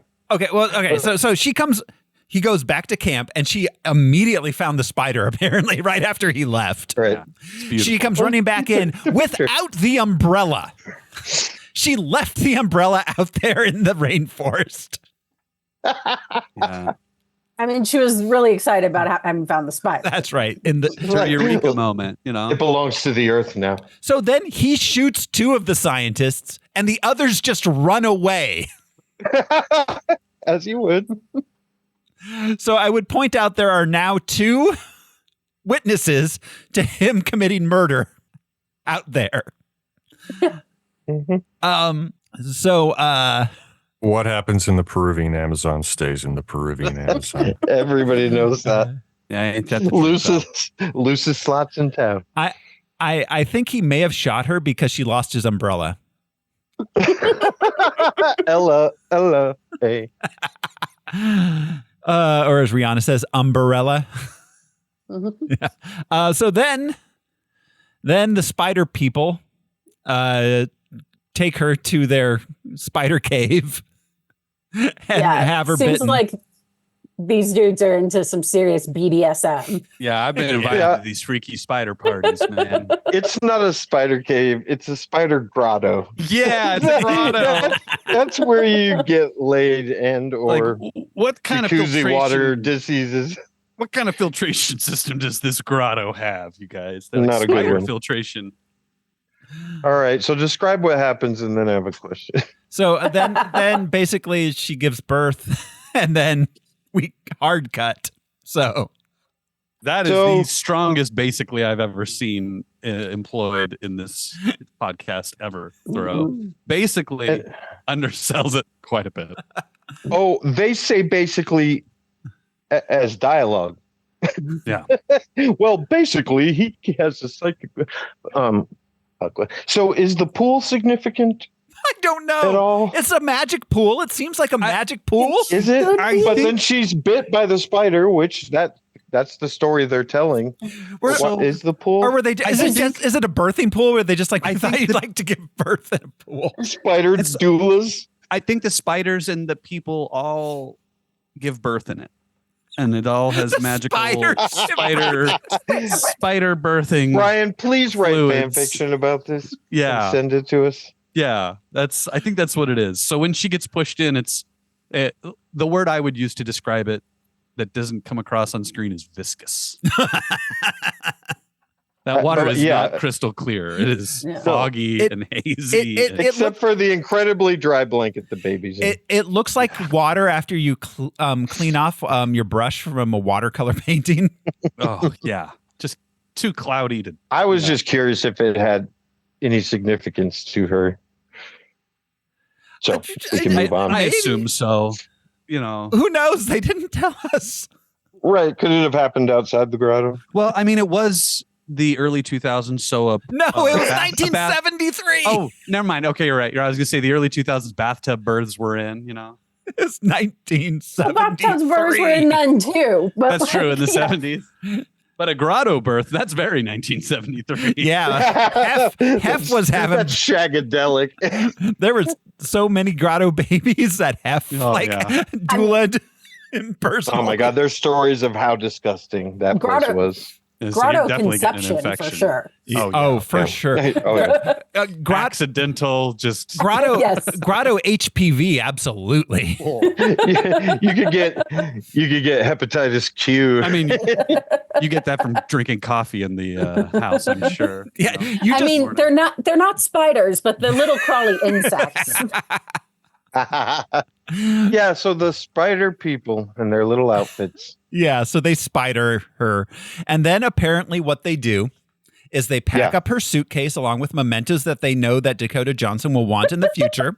Oh, they get her to drive her to the airport, and tell somebody baby. there that this is an American baby. Take her back to an American orphanage. I will say Yes. that Peruvian Spider-Man does clean up pretty nice when we see him later in the movie. I'm sure he's got a suit. You know, he probably runs like a nonprofit that's based out of New York City or something. Sure. But It's think of the comic books. mechanics. The way Thoreau just explained it, think of the mechanics of that to get us where we end up. Yeah. Well, Queens. I assume. Right. I Why assume didn't she grow up in a Peruvian orphanage? Why didn't she grow up amongst the spider people? probably the teasing. You know, the endless teasing. Just Spider people make them, they don't take them. No, it's incredible. You're right. It's incredible. Someone hacked those. Oh my God, I can't believe I didn't put her- think of this yet. They put her in a banana Developed crate. that film. and They put it developed her film, in there. packed up all Oh, the that's what the pool is. It's developing. It's developer. It's that, yeah. they have a So dark in room in the night- grotto. In 1973, she came to America like a baby in a box from the turn of the century. Like, Mama died on the way. Yeah. Yeah. So she got to Queens. Because her mom's still buried there, right? Did she see her grave or something when she went to Peru? I don't know. Either But way. then, yeah, very clearly she has no other family because nobody then adopted her, took her in, etc. So then, your point And is so Thoreau. valid. Who traveled with her to America? Who got her into the American foster system? What? Why? How did he choose the items to put in the footlocker that she might want someday? That little blanket that they wrap her in, that's in there. Why? You know? Why not say like a note that says, "Hey, girl, your friend's in the Amazon. You have spider powers. Hit me up. Here's my phone number." Well, apparently, as far as I can tell, according to this movie, the Amazon is somewhere near New Jersey. Oh Yeah, yeah, it's not far at all. It's like a 3-hour flight. Yeah. Yeah. No, it's a 3-hour drive. You can walk. It's a 45-minute flight. Honestly, they dropped the ball on not getting some B-roll of her just sitting in a plane, bored as hell. Because God, she's like watching paint dry, and that's that would have been the hilarious. A-roll. Yeah, like Yeah. just of her like waiting for the bathroom, standing outside the hall, like seeing the future, being like, God, they're gonna take forever. I know they're gonna take forever. That's Should I go her back and acting sit style. down, you know. But what would She she has choose the- as her in-flight beverage, Brian? She's like, I don't know how to open this. She's like, Especially not in a I would like a pressurized can of can. Pepsi. Do not open it. I just All- want to fixate on. All she wanted was a Pepsi. For real. So- is that what she has just playing in her head the whole They- time? Suicidal tendencies. They wouldn't give it to me. Oh my God, we just discovered the real origin story. See, a lot of our confusion would have been cleared up had they not cut the scene of the Aranya embassy, because it was clearly ambassadors that transported her back to, That's right. Yeah. It back was to a New York and diplomatic developed the mission. film for her. Yes. Got They her wrote in on the back, foster so she- system. Moved the trunk around with her for 30 years. Brief tangent. Do you know if you try to Google the band Suicidal Tendencies, now you get a Google You self get a hotline? A Google self Google is not smarter than it was If you 2 years ago. if you ask more than two general questions about drugs or narcotics, the helpline also comes up. Do you have a problem? Are you trying to make something in your kitchen? So we hard cut to 30 years later. Cassie is now working as a paramedic in New York alongside with her partner, Ben Parker. There's an to the most lackluster needle drop in the fucking world. I love the yeah, yeah, yeahs, but the song they chose is so boring. Mhm. I wanted to die. Well, Because the scene is so boring. Right. Ugh, and they're cutting like she's it's so an dead. exciting like chase. Right. Like Yes. And they're having the weirdest repartee. What's going on back there? Well, Like, no, what do you yeah, think's this going is a perfect example of the type of dialogue you were talking about, Josh, where Ben Parker gives some EMS jargon of like, I'm starting compressions now, I'm doing this. And then she responds with, what are you even doing back there? He just told you the things he was doing. Or couldn't you guess context clues since that's your job and you guys do that? And you're supposed to be focused on driving this ambulance. But also, I would you're right there. No, go ahead. This is our first appearance of Chekhov's chest compressions. I have a chest compression count. Oh my God. It's yes. Keep going. So this is this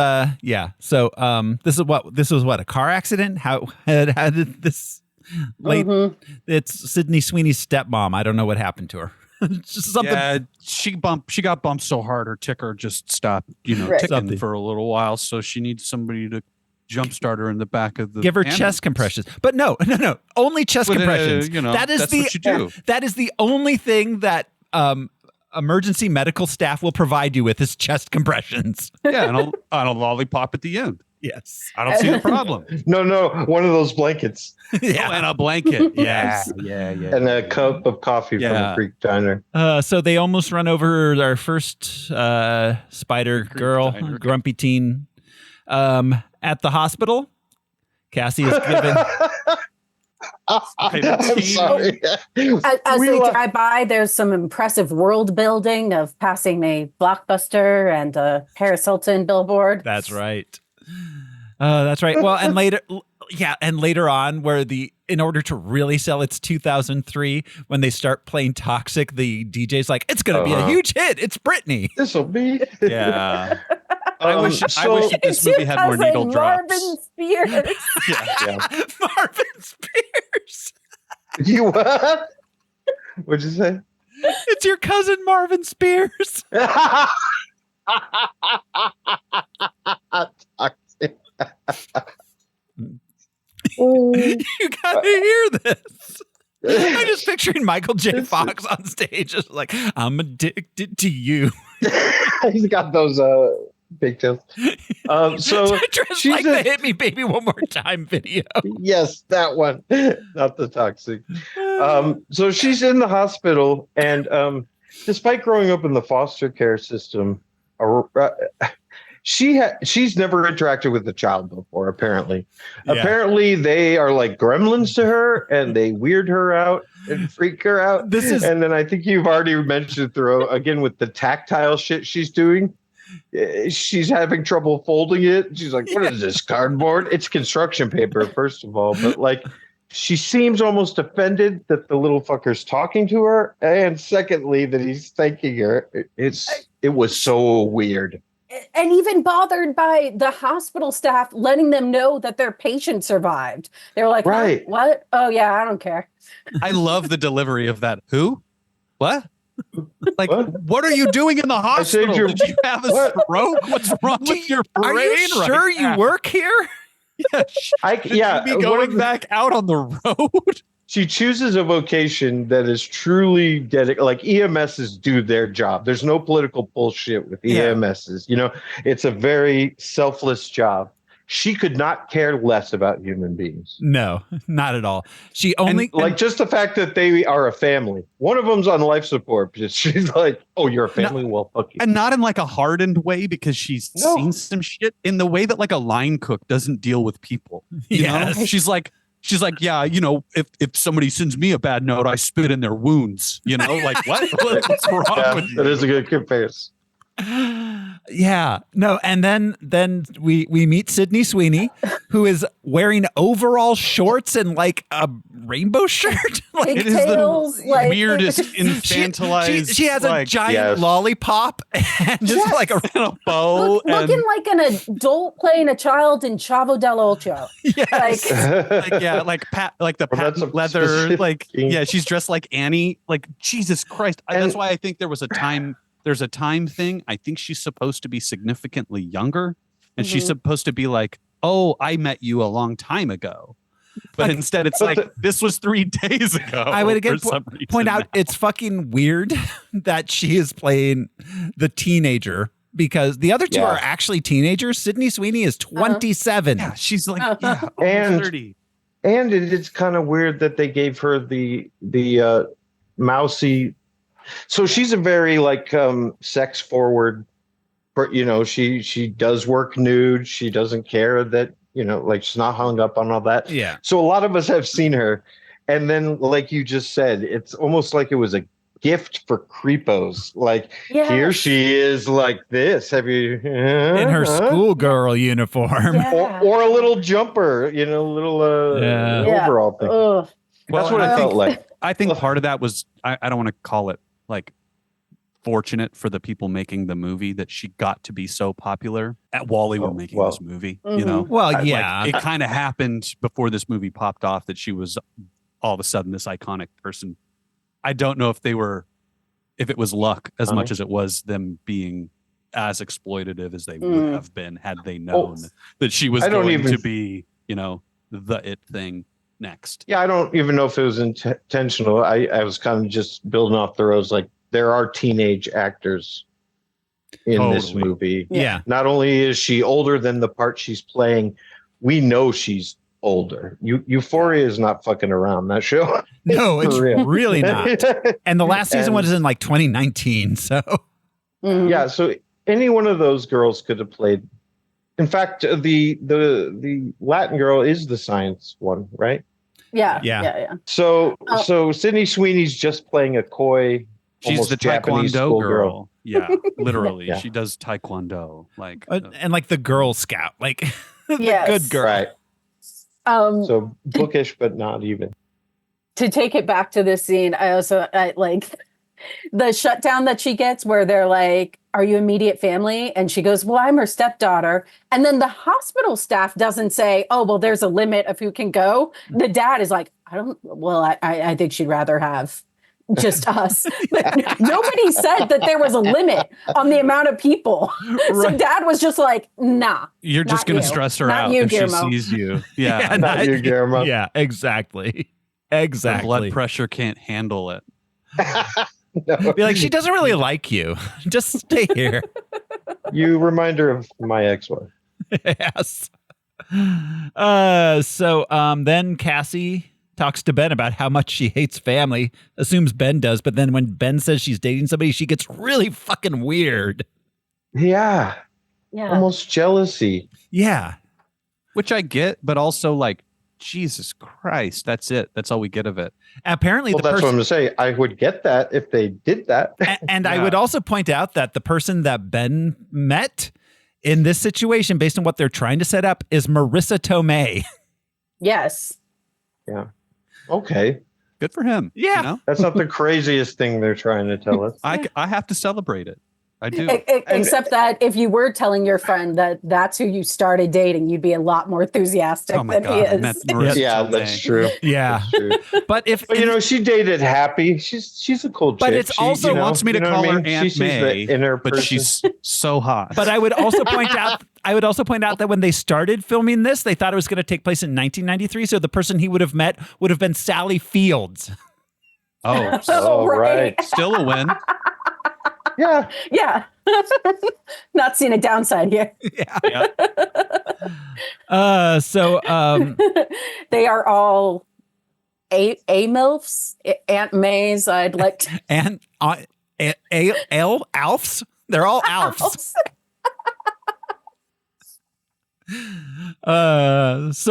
Anyways, she's mad because she grew up in an orphanarium. Then Cassie goes home. She sees another teen girl getting harassed by the Landlord. Yeah, the landlord.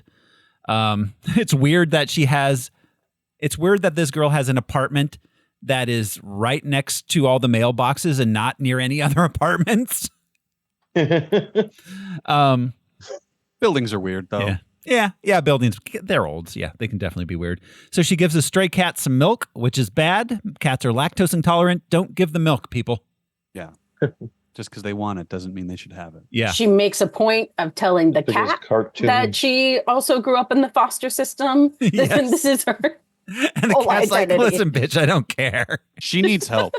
Honestly, she really needs help. Yeah.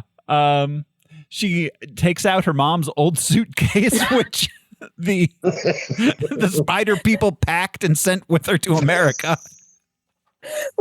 Seemingly for the millionth time and the first time. Yes, she's never seen any of these objects before.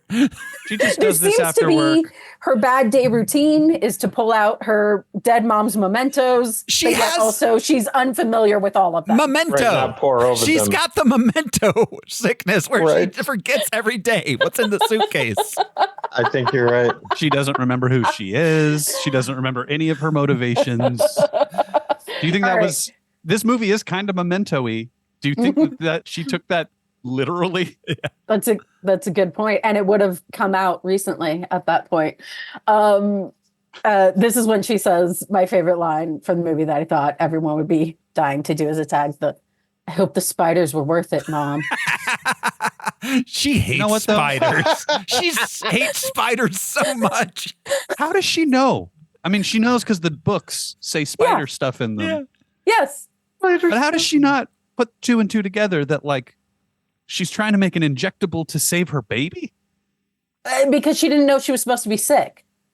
I guess so. That's true. Yeah. Because I guess her mom did not put any notes regarding that in her. So this was for another sick notebook. baby. She just thought it was for another sick baby, and she hated her so much she just abandoned her. Like she's trying to save some baby in Peru. That's why she hates kids. She hates kids and spiders. FYI, Andrea, that did it up on my list. Oh, that one. Yeah. Hope the spiders were worth it. Yeah. Even not knowing. Yeah. Not knowing what she was doing.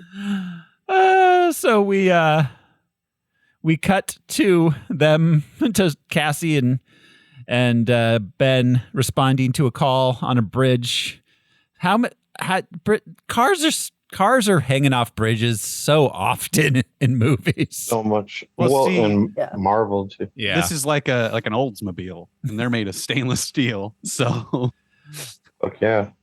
It'll plow through anything. Cassie just gets in the car hanging off the bridge for no fucking reason. Because she's a hero, Thoreau. You know what? Cassie Webb has a superpower, and you know what it is? She is a super paramedic.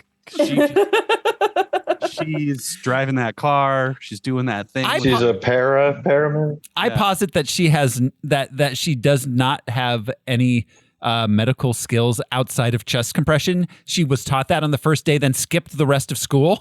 Oh, she got hired. She does not even have that skill. Like has years of like Girl Scout skills. As an Eagle Scout, as like a Boy Scout who's skated by on Boy Scout skills my entire life. That's her level of skill. Is like I kind of know how to. I can do this if I pay real close attention.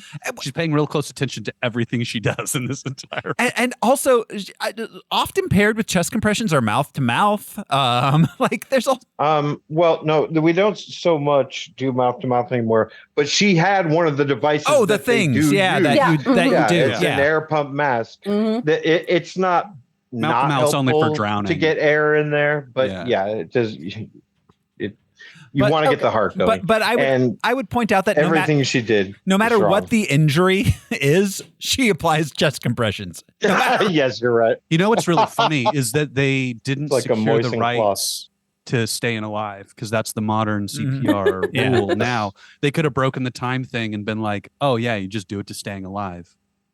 And that would have been a funny scene with 3 teenage girls and a grown woman, emphasis on the grown, singing Staying Alive instead of whatever the hell that was. Actually, I'm thinking about it. Toxic would kind of work. Yeah. Toxic I think is 109, so it's a little fast, but not too bad. Oh my God, bro. I was DJing during this period of time. I remember a lot of BPMs of pop and hip hop music from this era. Yes, anyways, so then she's in the Oldsmobile when Ben pulls out the person and Cassie's still in there. And it takes a second for it to fall. Like I'm not sure what she was doing in that car. Oh, she was balancing her checkbook. She was one of those she was still doing that in 2003. It was important. She dropped her Pepsi. So she falls into the water. To answer what she was doing in the car, she was unbuckling the seatbelt or unfastening the seatbelt somehow. Okay, but then she why did she stay so long in the car? She continued to remain in the car after the seatbelt was clear. Was she having a vision? Fine Corinthian leather. Or this is No. She falls in the water. To the lake. The water. Shit, she's never. Well, so the water triggers her vision, which she sees the rest of the plot of the movie, and apparently this is the first time she's been underwater. Yeah, she doesn't take baths in her entire life. I have a question about this because was it dying that activated her powers or was it water submersion? I mean, it's both. I assume it's the near-death experience because they say she had a near-death experience. No, she was underwater for 3 minutes. Like she was dead for 3 minutes. She had cardiac arrest. She was dead. Yeah. So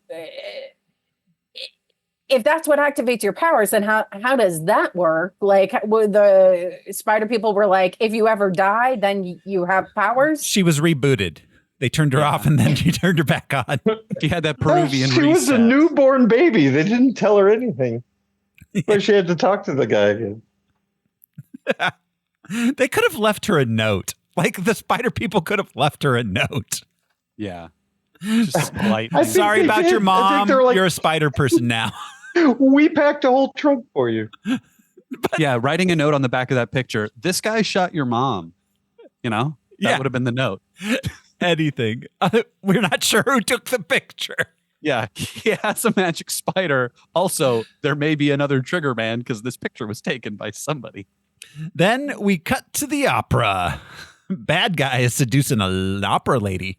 This is the weirdest seduction scene I've ever seen. Yes. He's like, I'm a little sassy. You can't have it. He's like, would you like a program? No? Maybe you would. Let's go to my house.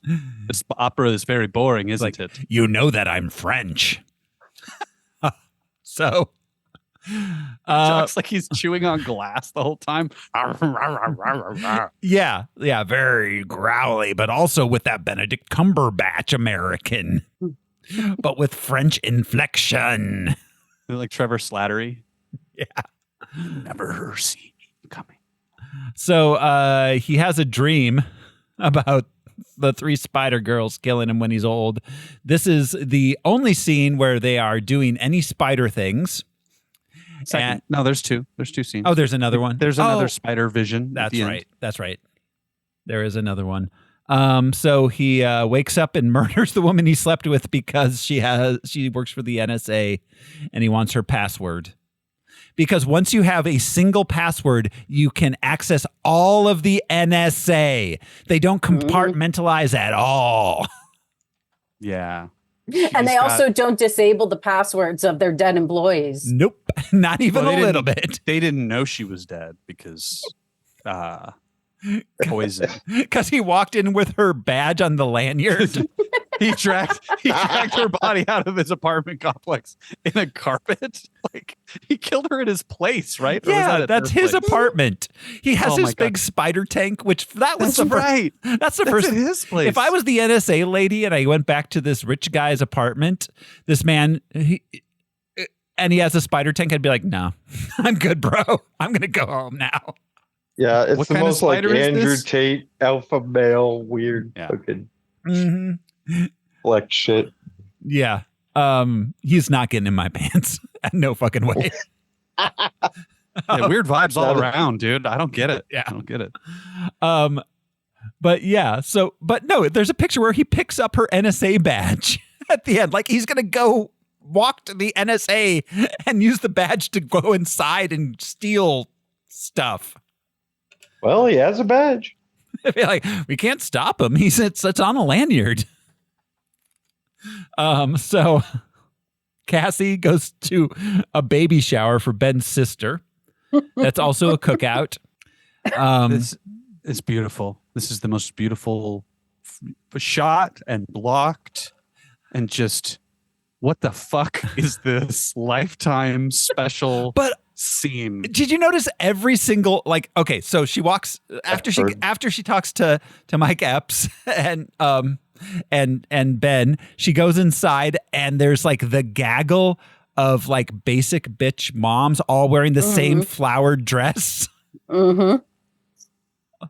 Like, I mean, credit where credit is due. The filmmakers did accurately capture the horrifying experience of having to attend the baby shower of a woman you hardly know. I Yeah. have getting lived roped through into it, this. and it's basically this, except that there's not usually a person who has never had human interactions and looks for every opportunity to bring up her dead mother. and also for some reason, the pregnant mom who the baby shower is for is constantly asking you specifically to be very, very focused on you providing the answers to these games.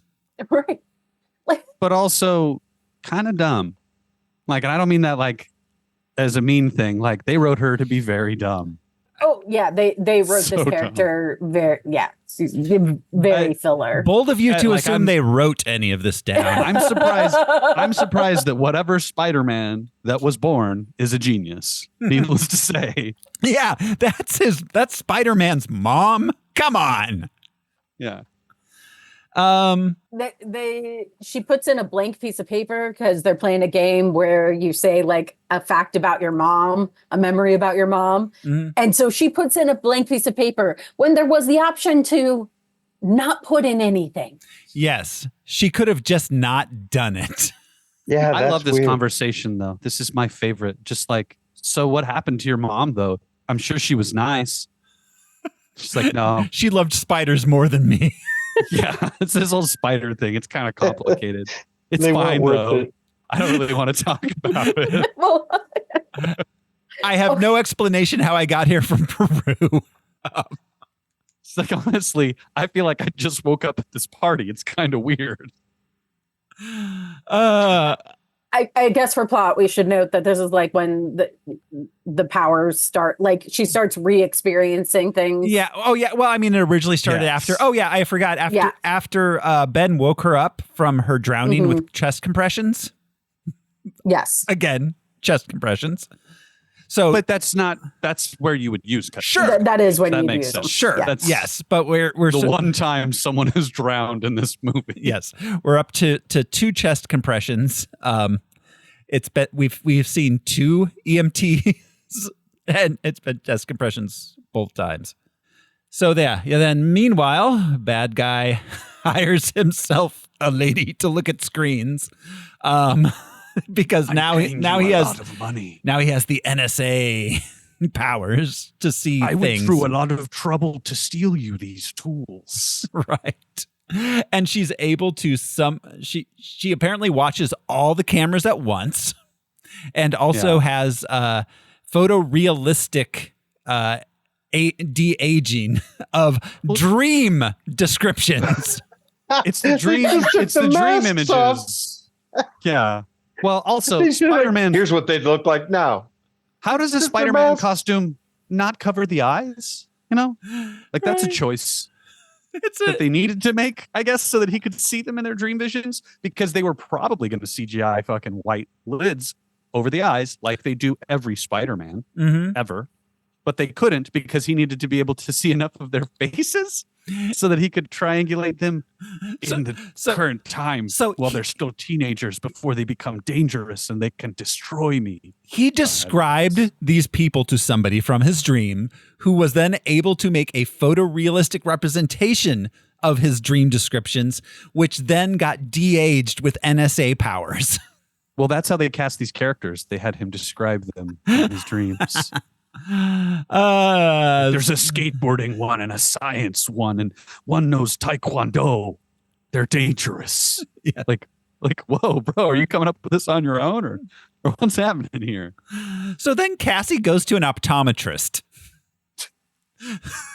and the optometrist tells her, "No, you're just crazy. You need to see a shrink. Why are you here?" Wait, no. I'm so sorry to say you skipped because this is taking forever, but you skipped. They're at the baby shower. Oh. There is a call to go respond to a fire. Oh my God, I skipped that whole scene, didn't I? Yeah. Yes. Okay. And then apparently these are the only paramedics in all of New York City because from the baby shower, they have to change into their uniforms and respond to this call. Yes, they do. And I would be remiss if I didn't note this. I wrote down that that Cassie is a complete weirdo who ruins Ben's sister's baby shower by being a total weirdo before she has any future visions. You know what though? Yeah. God bless her. She's just trying to live in the world, Thoreau. You know, got to meet these weird people. So then they get called down because there's a fire at the docks right next to the fire. Okay. Industrial grade fireworks. They say there are industrial grade fireworks inside. So these are fireworks. Dynamite. These are fireworks they're using in manufacturing. They use them when they open a new factory. Come on. That's industrial. They say the words industrial grade fireworks. I know one goes through a solid brick wall. Yeah, they are. Yeah, industrial. Those are like RPGs. These beams aren't going to hold. Yeah. Bring me more fireworks. So yes. So someone apparently was in a fire, so he gets chest compressions. I mean, maybe it was smoke inhalation. I don't know. Mm-hmm. Yes. Assuming it was, yeah. That is true. That is when you would do that. But then she gets a vision of Mike Epps dying. So she goes and tries to stop him from driving the ambulance. He says, "You're crazy. Wait, this takes 5 to 10 seconds. This whole thing, maybe 20 seconds." And then he gets in the ambulance and drives and immediately gets hit by a semi, which is what I'm sure you're going to say, Andy, that if she had just left him the fuck alone, he would have been fine. She caused his death. She killed that man. Yes. She caused his death. So then he got hit. So he's obviously like injured from this. So she runs over, pulls him out of the ambulance and starts giving him chest compressions. Which is the other way she causes his death, because these are the laziest chest compressions that have ever been seen. But also, he's probably just is his heart stopped? Is he just bleeding internally? I don't know. It wouldn't. She's giving like 1/4 the speed at which you're supposed to give chest compressions, and she maybe gives 5 of them. And also, is that even what she should be doing to someone who? Yeah, from massive trauma. Yeah, like blunt impact trauma.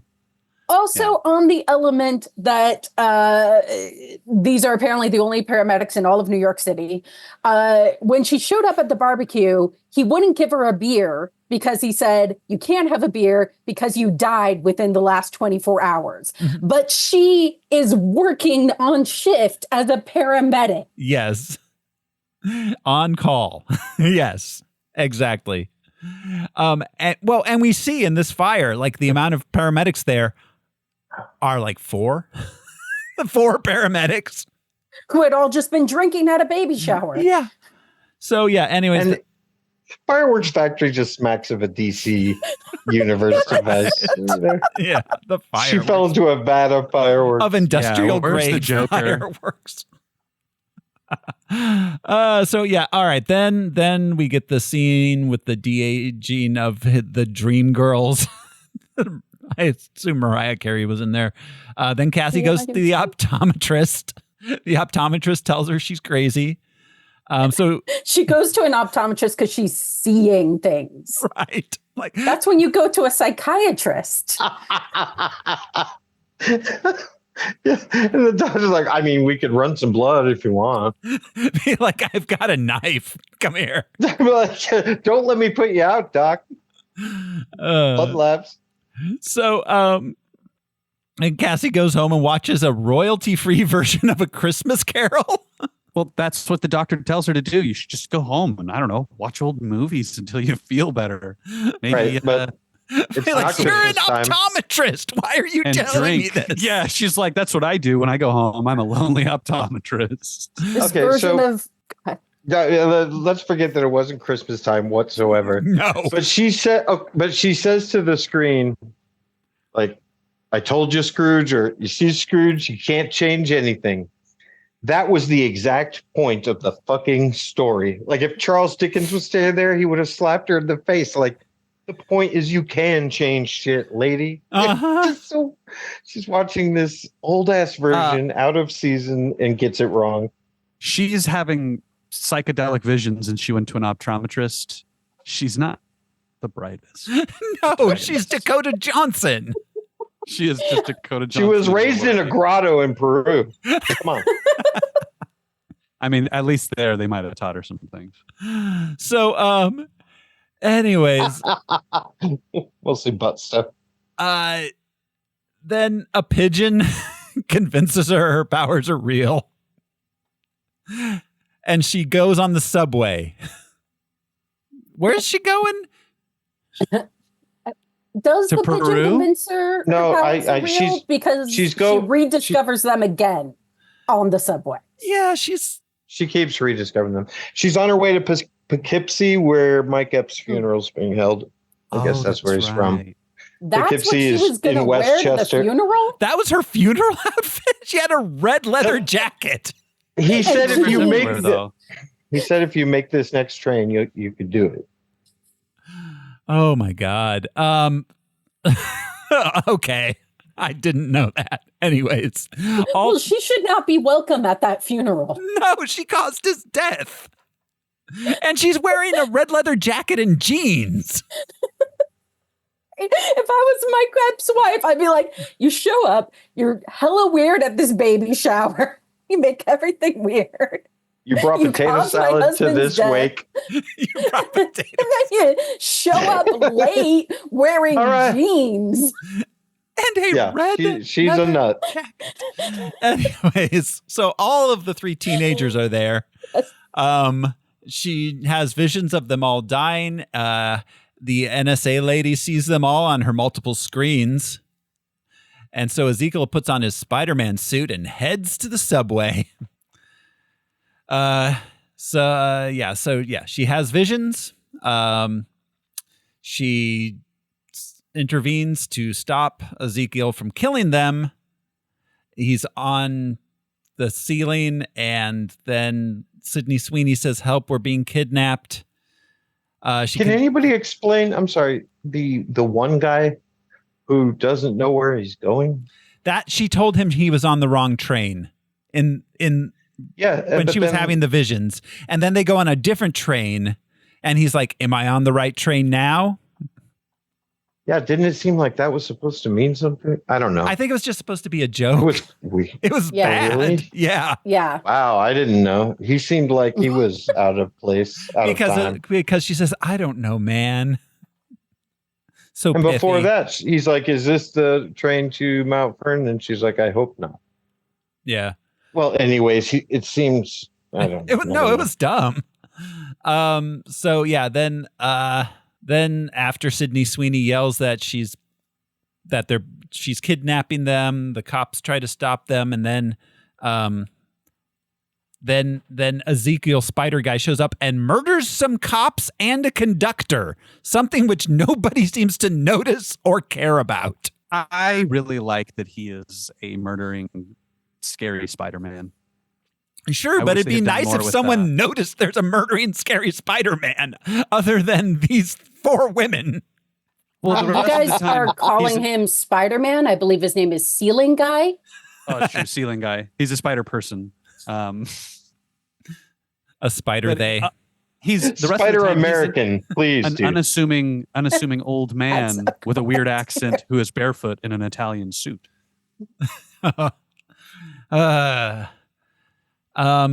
So then they all come with her. They steal a cab, which is good because New York state law is after you steal a cab, no one will ever try to find that stolen cab. You can drive anywhere in it. That's right. And there are no identifying features on a cab of any sort. Yeah. Which when she bails the cab, she takes a crowbar and pops the license plate off, leaves the license plate right there, and drops the crowbar. If you're going to remove a license plate to hide that you were using that car, You shouldn't leave it right there. But At also, least toss it in the dumpster. but also driving without, move it 10 feet. I don't know. driving with no license plate is also not cool. You get a different license plate. Right? Yes, exactly. Also, cabs have several identifying numbers beyond their Right. license plates. Absolutely. It's up on the Yeah. top. It's on the side. So- It was a weird move. Exactly. It was a really It weird. seemed very paranoid. Like, Yeah. So she convinces them all to go with her. She drives out and leaves them in the woods of New Jersey. Remote. These remote woods, which are not near anything except the busiest diner on earth. Yeah, it's an area called the Pine Barrens, which has deep woods, but that is hilarious. A diner in the middle of it. Yes. This is not a butt to your statement. Yeah. Yeah. Yeah, that diner is a vortex. Absolutely. So yeah, and also the cops think she kidnapped the girls. They all realize they've run into Cassie before. Cassie tells the girls to wait in the woods while she goes back to her apartment to look again at her keepsake suitcase, which she's forgotten the contents of from the prior day. yeah, I have to go back and look at my notes. Like, what? So she drives the stolen cab right up to the front of her apartment, sneaks into the apartment, because if, the cops are looking for her, they're certainly not going to go into her apartment to find her. She finds her mother's notes, realizes Ezekiel was there, and the spider took a picture of him too. Back in the woods, the girls decide to go to the Vortex Diner, where they each display the cartoonishly broad nature of their written personalities. One is a rich, crazy, impulsive girl. One is poor but responsible and sciencey, and Sydney Sweeney is infantilized. Yep, is 25. Yes, 25, playing 11. And they're all down for dancing on a table. To Britney Spears' Toxic. It's going to be huge. So they flirt. Local jocks. They flirt with the boys, dance on the table, and then a truck driver nearby reads a newspaper article about the girls, an event which took place 3 hours prior. He's the Mr. X of this movie. There was already newspaper headlines about the abduction in Australia. JFK. So he calls into the cops about it. Then Ezekiel, the NSA girl hears about it. Does she even have a name? I don't think she's a named character, is she? I noticed in the captions they give her a name, but I don't think her name is ever spoken. Yeah, she plays. Who? Zoja Mamet. Yeah. She plays Amaria, a name which was never once spoken. Then Cassie shows back up in the woods. They're not there. She gets a vision of Ezekiel showing up and killing them. Ezekiel hacks into the police network and says, okay, so this is a police. This jurisdiction is a rural police jurisdiction out in the middle of nowhere. He hacks in and says, this is car 5, whatever. This is not the people we're looking for. They probably have like 4 cops at this precinct. And they're like, Jeb, is that you? And you're right. And one of them's probably usually at that diner. Yeah. Seriously. So he drives there. Cassie Honestly, that would have made way more sense. Have a cop show up. Yeah.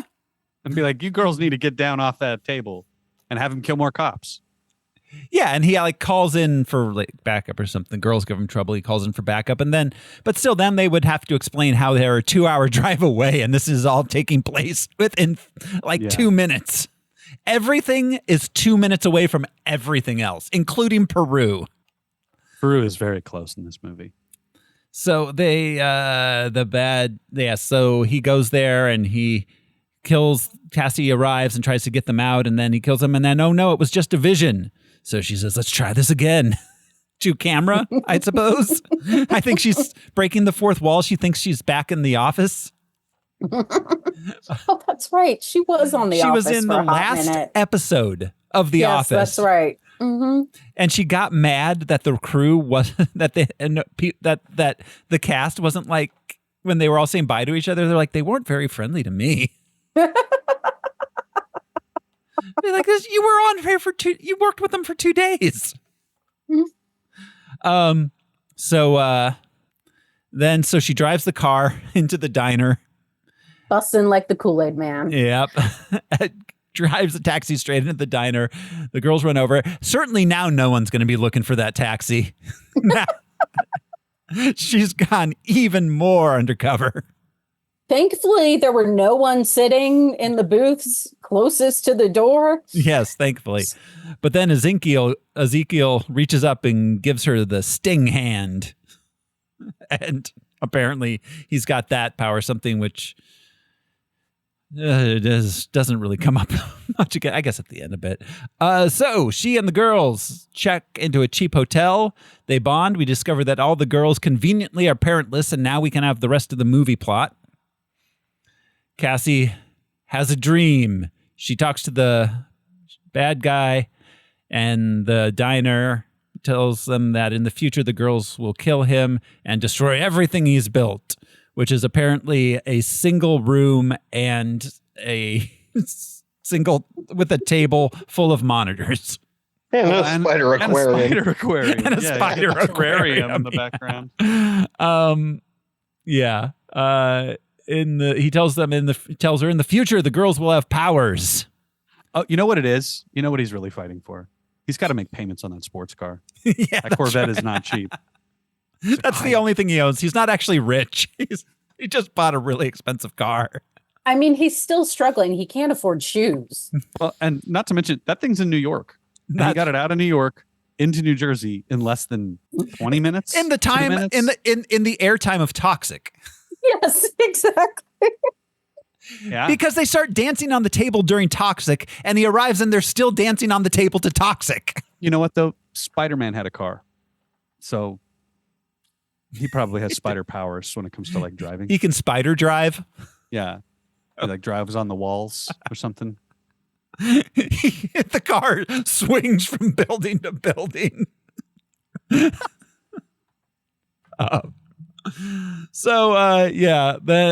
Cassie wakes up, teaches them bad chest compressions, and takes them to Ben's house.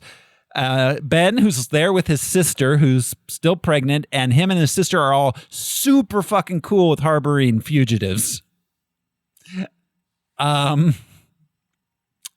Then Cassie flies to Peru. We're being the same day. Accessories to a kidnapping. They're like, if those girls aren't criminals, they're helping to kidnap them as far as the law is concerned. Yes, absolutely. But they're super cool with that. Yeah. So Cassie flies to Peru immediately. Just a quick jaunt from New York. What this movie really needed was an Indiana Jones map. Yeah. With like a little spider plane. Like, well, I hate to break it, but like there are airports deep in the Amazon. Like you fly to Lima and then you take days to get to. Well, and she's able to find the exact spot where her mom was murdered because there's a picture of a tree with her mom in front of it. Because the grotto is on a. She like, lines up the tree from 30 years ago. She was, how did she find this place? How did she find it? She's a genius. That's how. So that's after she drives the stolen taxi to the airport and as a wanted fugitive uses her ID to get on an airplane. Oh yeah, what year is this? 2003. Post 9/11. Well, and also while Zosia Mamet has her face recognition everywhere. Yes, exactly. And airport security notoriously easy going in 2003. Well, he's still not looking for her, right? He said that. Well, nah, but he already did have it revealed that she's Cassandra Webb, so he knows. No, absolutely why she's going to Peru. They should be he should be looking for her too at this point, and especially on flights to Peru. Well, now he's a super successful businessman. He should be sending his Peruvian foot soldiers after her or something. Yeah. So she finds Santiago, who makes her do a ritual, and then she has some visions, and she's sees things are connected and possible futures, and she learns her mom was looking for the spider to save her from the baby from dying. He did Doctor Strange push her out of herself, her like astral form, which I thought was pretty cool. That was a cool moment. There were a couple of visual moments where I was like, oh, okay, this is cool. And I wish there was more of this. This is the point when he says, when you accept responsibility, great power will come. Okay, that was insulting. That's one of the like coolest things Stan Lee ever wrote. And they just did it such dirty. It's just so funny to be like tiptoeing around it. Like that's a thing. Like that's a thing that we need to do. Why not just have him say, in my culture, we say this thing in this language. And in your world, it might mean this. With great power comes great responsibility. With fucking trumpets going like, that's exactly what needs to happen every time. But instead we get this shit every fucking spider fucking thing. Well, and later they try to do another nod to it, going to where they say Ben's an uncle, and like he loves it. All the fun, none of the responsibility. And it's like they're sure hope he doesn't get shot while trying to pick Peter up from the library. You've never been shot in Queens before? I forget. Did we say that? Oh, he did. That's right. He said, like, I didn't even think of that as a nod to Ben. Right. Oh, that's gross. terrible. Gross. She could already see the future. So then Mary goes into labor, and they all have to go to the hospital. Also with the Spider Girls, for some reason, have to go to the hospital with them. And the director was like, Emma, I want you to pretend you're going into labor, but I want you to not at all act like you're going into labor. Yeah. Even when he's like seatbelts and she's like, seriously? It was like delivered from a Disney, but I don't know. Yeah. There's no urgency in her seriousness. No, you're going into labor, but act like you're actually just going to down the street to a birthday party. Yep. Yeah. So then Ezekiel, they're seen on cameras. Ezekiel intercepts them, but Cassie shows up in an ambulance and shows up to save them. Luckily, this happened at the exact moment she got back from Peru. Oh, yeah. And the moment that he threw a hand grenade. Yes. And luckily only killed that cab driver who was probably sitting in his car going, what the fuck is going on out there? Are those spider ladies? Do those 8 legs go all the way up? A cab driver definitely burns to death in a cab. 100. No, there's a lot of peripheral dying happening in this movie that everyone ignores. Cassandra's a hero with her friends, and she saves no other people except for maybe the guy who got smoke inhalation. Yeah. Oh, and the guy in the seatbelt. She's a super ambulance driver. Yeah. Super ambulance driver. So then they lure Ezekiel back to the fireworks factory. We're going back to the fireworks factory. They set up traps. Firework traps. Which is just more fireworks. Which I honestly, I did love her walking around being like, no, you're going to stand here and you're going to do this. They made a lemonade out of whatever the fuck they were given with like, we're just going to end it in the fireworks factory. We figure we still have that location. They gave them shit and they made shit juice. Yeah. It comes out in an extruded liquid form that is a movie. So yeah, then someone explain her plan. Fireworks. Blow him up with fireworks. Her plan is fireworks. She goes to the roof of a building that she's blowing up. She sees the helicopter. Because she called the helicopter. She called the helicopter, but she should know that helicopters can't land on a building that is blowing up, and that you can't teleport up to a helicopter. She's a super paramedic, so she knows the paramedic whose shift it is that's flying the helicopter.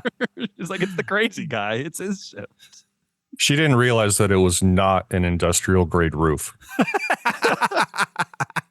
Yeah, the helicopter escape from the roof is definitely, she's been watching too many of those fucking movies at home, waiting for her visions to go away. Oh, no, she was like, when I was in Peru 4 hours ago, I had a vision of this. So Ezekiel comes up, he's killing, and now she can be in multiple places at the same time. Well, and that's, we get it revealed to us in this moment that the guy in Peru, the Peruvian Spider-Man, told her, you can be multiple places at the same time. And she was like, okay. And didn't think that, like, yeah, I should ask him what he meant by that. Yeah. That's weird. Is that a metaphor or like literally? Like I've been having these visions. Is that the same as that? She's just like, oh, cool. I'll do that now because Pepsi will now kill the bad guy. Yeah. She's like, oh, I remember that guy said that to me because I kind of zoned out after that part, that conversation. Yeah. So, she saves some of the girls. She gets Ezekiel to get crushed by a falling Pepsi sign. And, he died doing what he loved. Mm-hmm. Being right when crushed to death. Firework hits her in her face. She gets America, man. She gets hit in the face with a firework and falls into the water again. And the girls go down and they pull her out and they give her CPR. And she's taken to the hospital. Wait, Thoreau, you can't just say they gave her CPR. The movie pays off the CPR plot that we've all been waiting for. They've been stringing us along with like, will you see more CPR in the movie? Chest if you're a fan of compressions, CPR, just wait. There might be more CPR coming around the bend. One of these characters may die if these other characters can't accurately perform CPR as taught by the protagonist of the film. There have been like actual news stories of people who have saved someone's life because they remembered that episode of The Office where they teach them how to do CPR, and because they made a point of accurately teaching people in that episode. If anyone tries to perform CPR as demonstrated in this movie, someone is going to die. Yeah.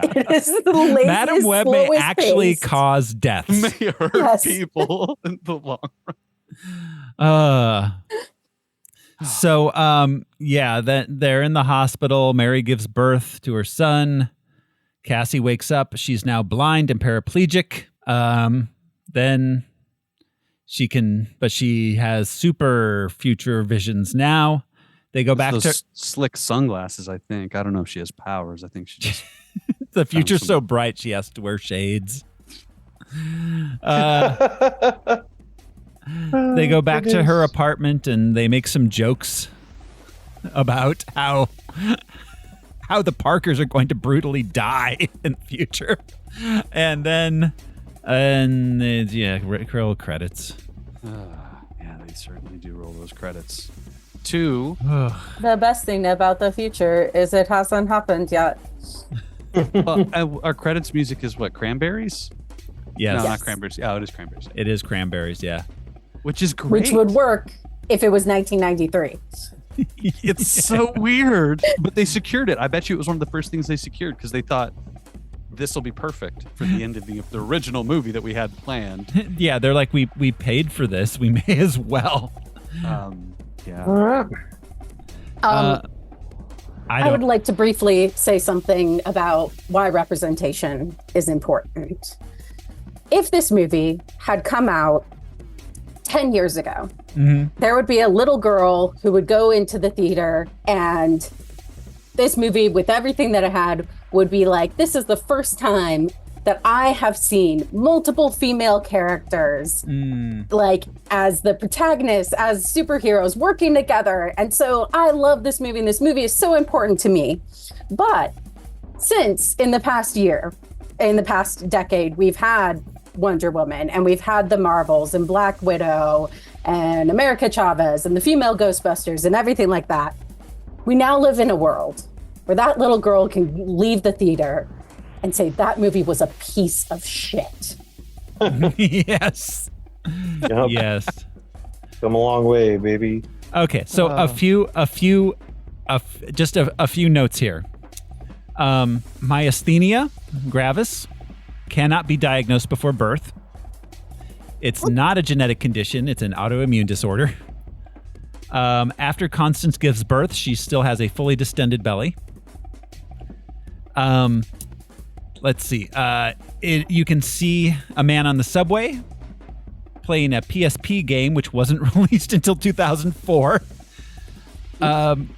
There's multiple shots of buildings that were built after 2003 in New York. And Amaria is using flat screens of a style which did not exist in 2003 There were some those yeah. those were NSA screens that he stole with her badge. That's right.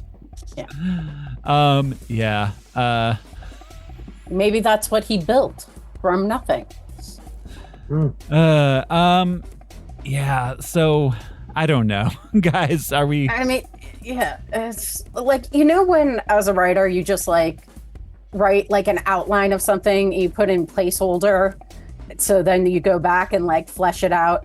It's like all of the dialogue and all of the beats and everything were just somebody's outline that they never finished. This movie was written on 3x5 cards. Yeah. Yeah. Mm-hmm. There's literally at one point where they're talking about his motivation, and she says, "I don't know what he wants. I don't know anything." And I think that was just the writer confessing. Yeah. Oh God, this movie. I also would note that at no point did the manager of the diner complain that these girls were dancing on the table. Oh yeah, we were definitely missing like an adult figure in this movie, being like, "Get out of here, scram."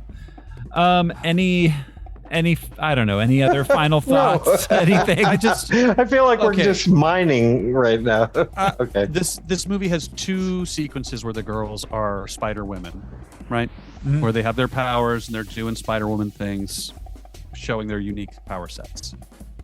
This movie would have made a lot of sense had it ended with them getting their powers and then showing up at Ezekiel Sims' house to kill him. But he's already dead. But you know what? But like that being the ending of the movie, like his vision.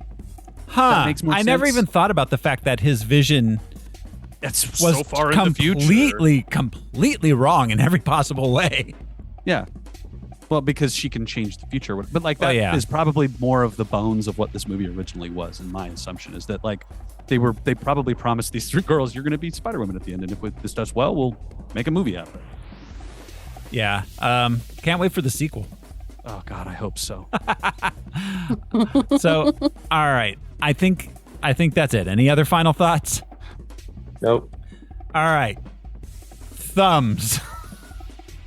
Josh? Oh. Thumb up. I'm gonna give it a thumb up. Whoa! Yeah, thumb up. Am I next? You're next, Brian. You know what though? I'm feeling it. I'm feeling positive right now. I love watching this movie, you guys. I texted everybody so much during this movie. Thumb up, obviously. Okay, Andy. So here's the thing. This is a terrible movie, but it is entertaining to watch. So if you paid any dollars for this movie, you would hate it. But everyone should watch it. Everyone should watch it. I mean, I guess thumb down of like the movie, but everyone should watch it. Fair. Al? I enjoyed this movie. Al likes everything.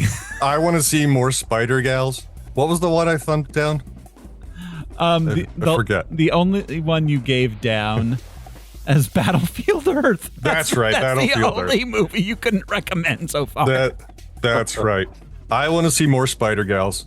So yeah, thumbs up. I mean, is the thumb meaning whether or not someone should watch it? Because it is an enjoyable experience. It's whatever you want it to mean. We didn't say where we're putting those thumbs up. I'm saying down. Would I recommend it? Maybe not, but I enjoyed it. Yeah, no, I'm saying down. I enjoyed it ironically, I guess is what it's like, in that it's just so bad it's fun. But you know what's funny though is I was like, I'm riveted by this movie. Like, I can't believe that they made all of these choices and just ran with it. Okay, and this is a superhero movie, so therefore we do also have to rank it.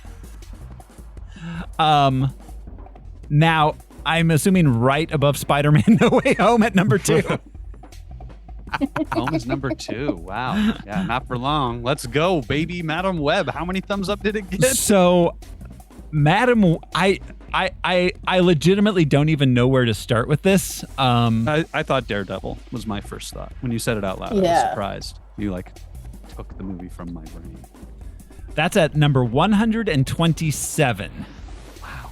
Right above The Crow, City of Angels, right below Bloodshot.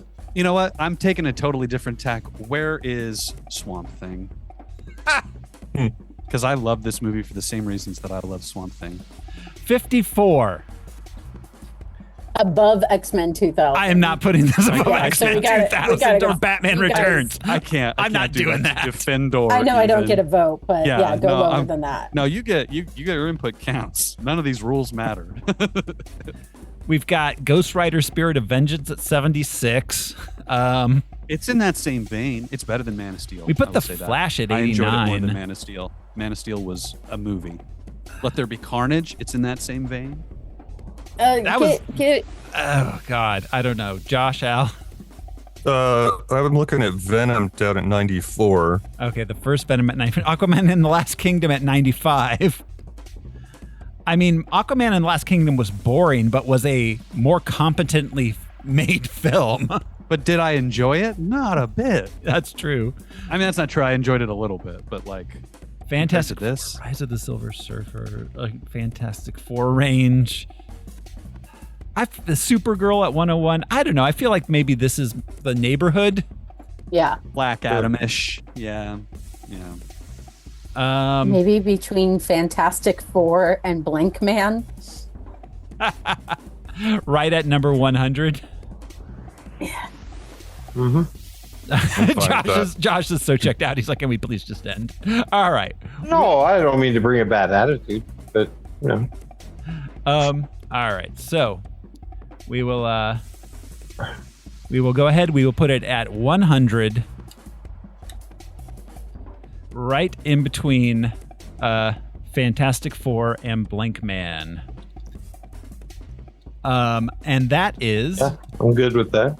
That is the end of Madam Web. That is also the last superhero movie that has been released. For a while. So we are all caught up on that series, which means we are going to be starting a new movie series. And we're going to be going around our metaphorical table here.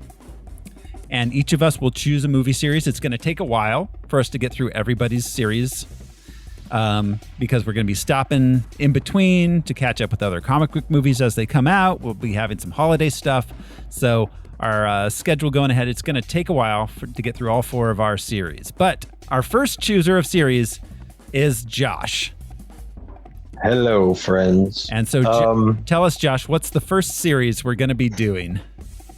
There obviously are so many fantastic series, but I thought I would start us off light with just a 2-movie series.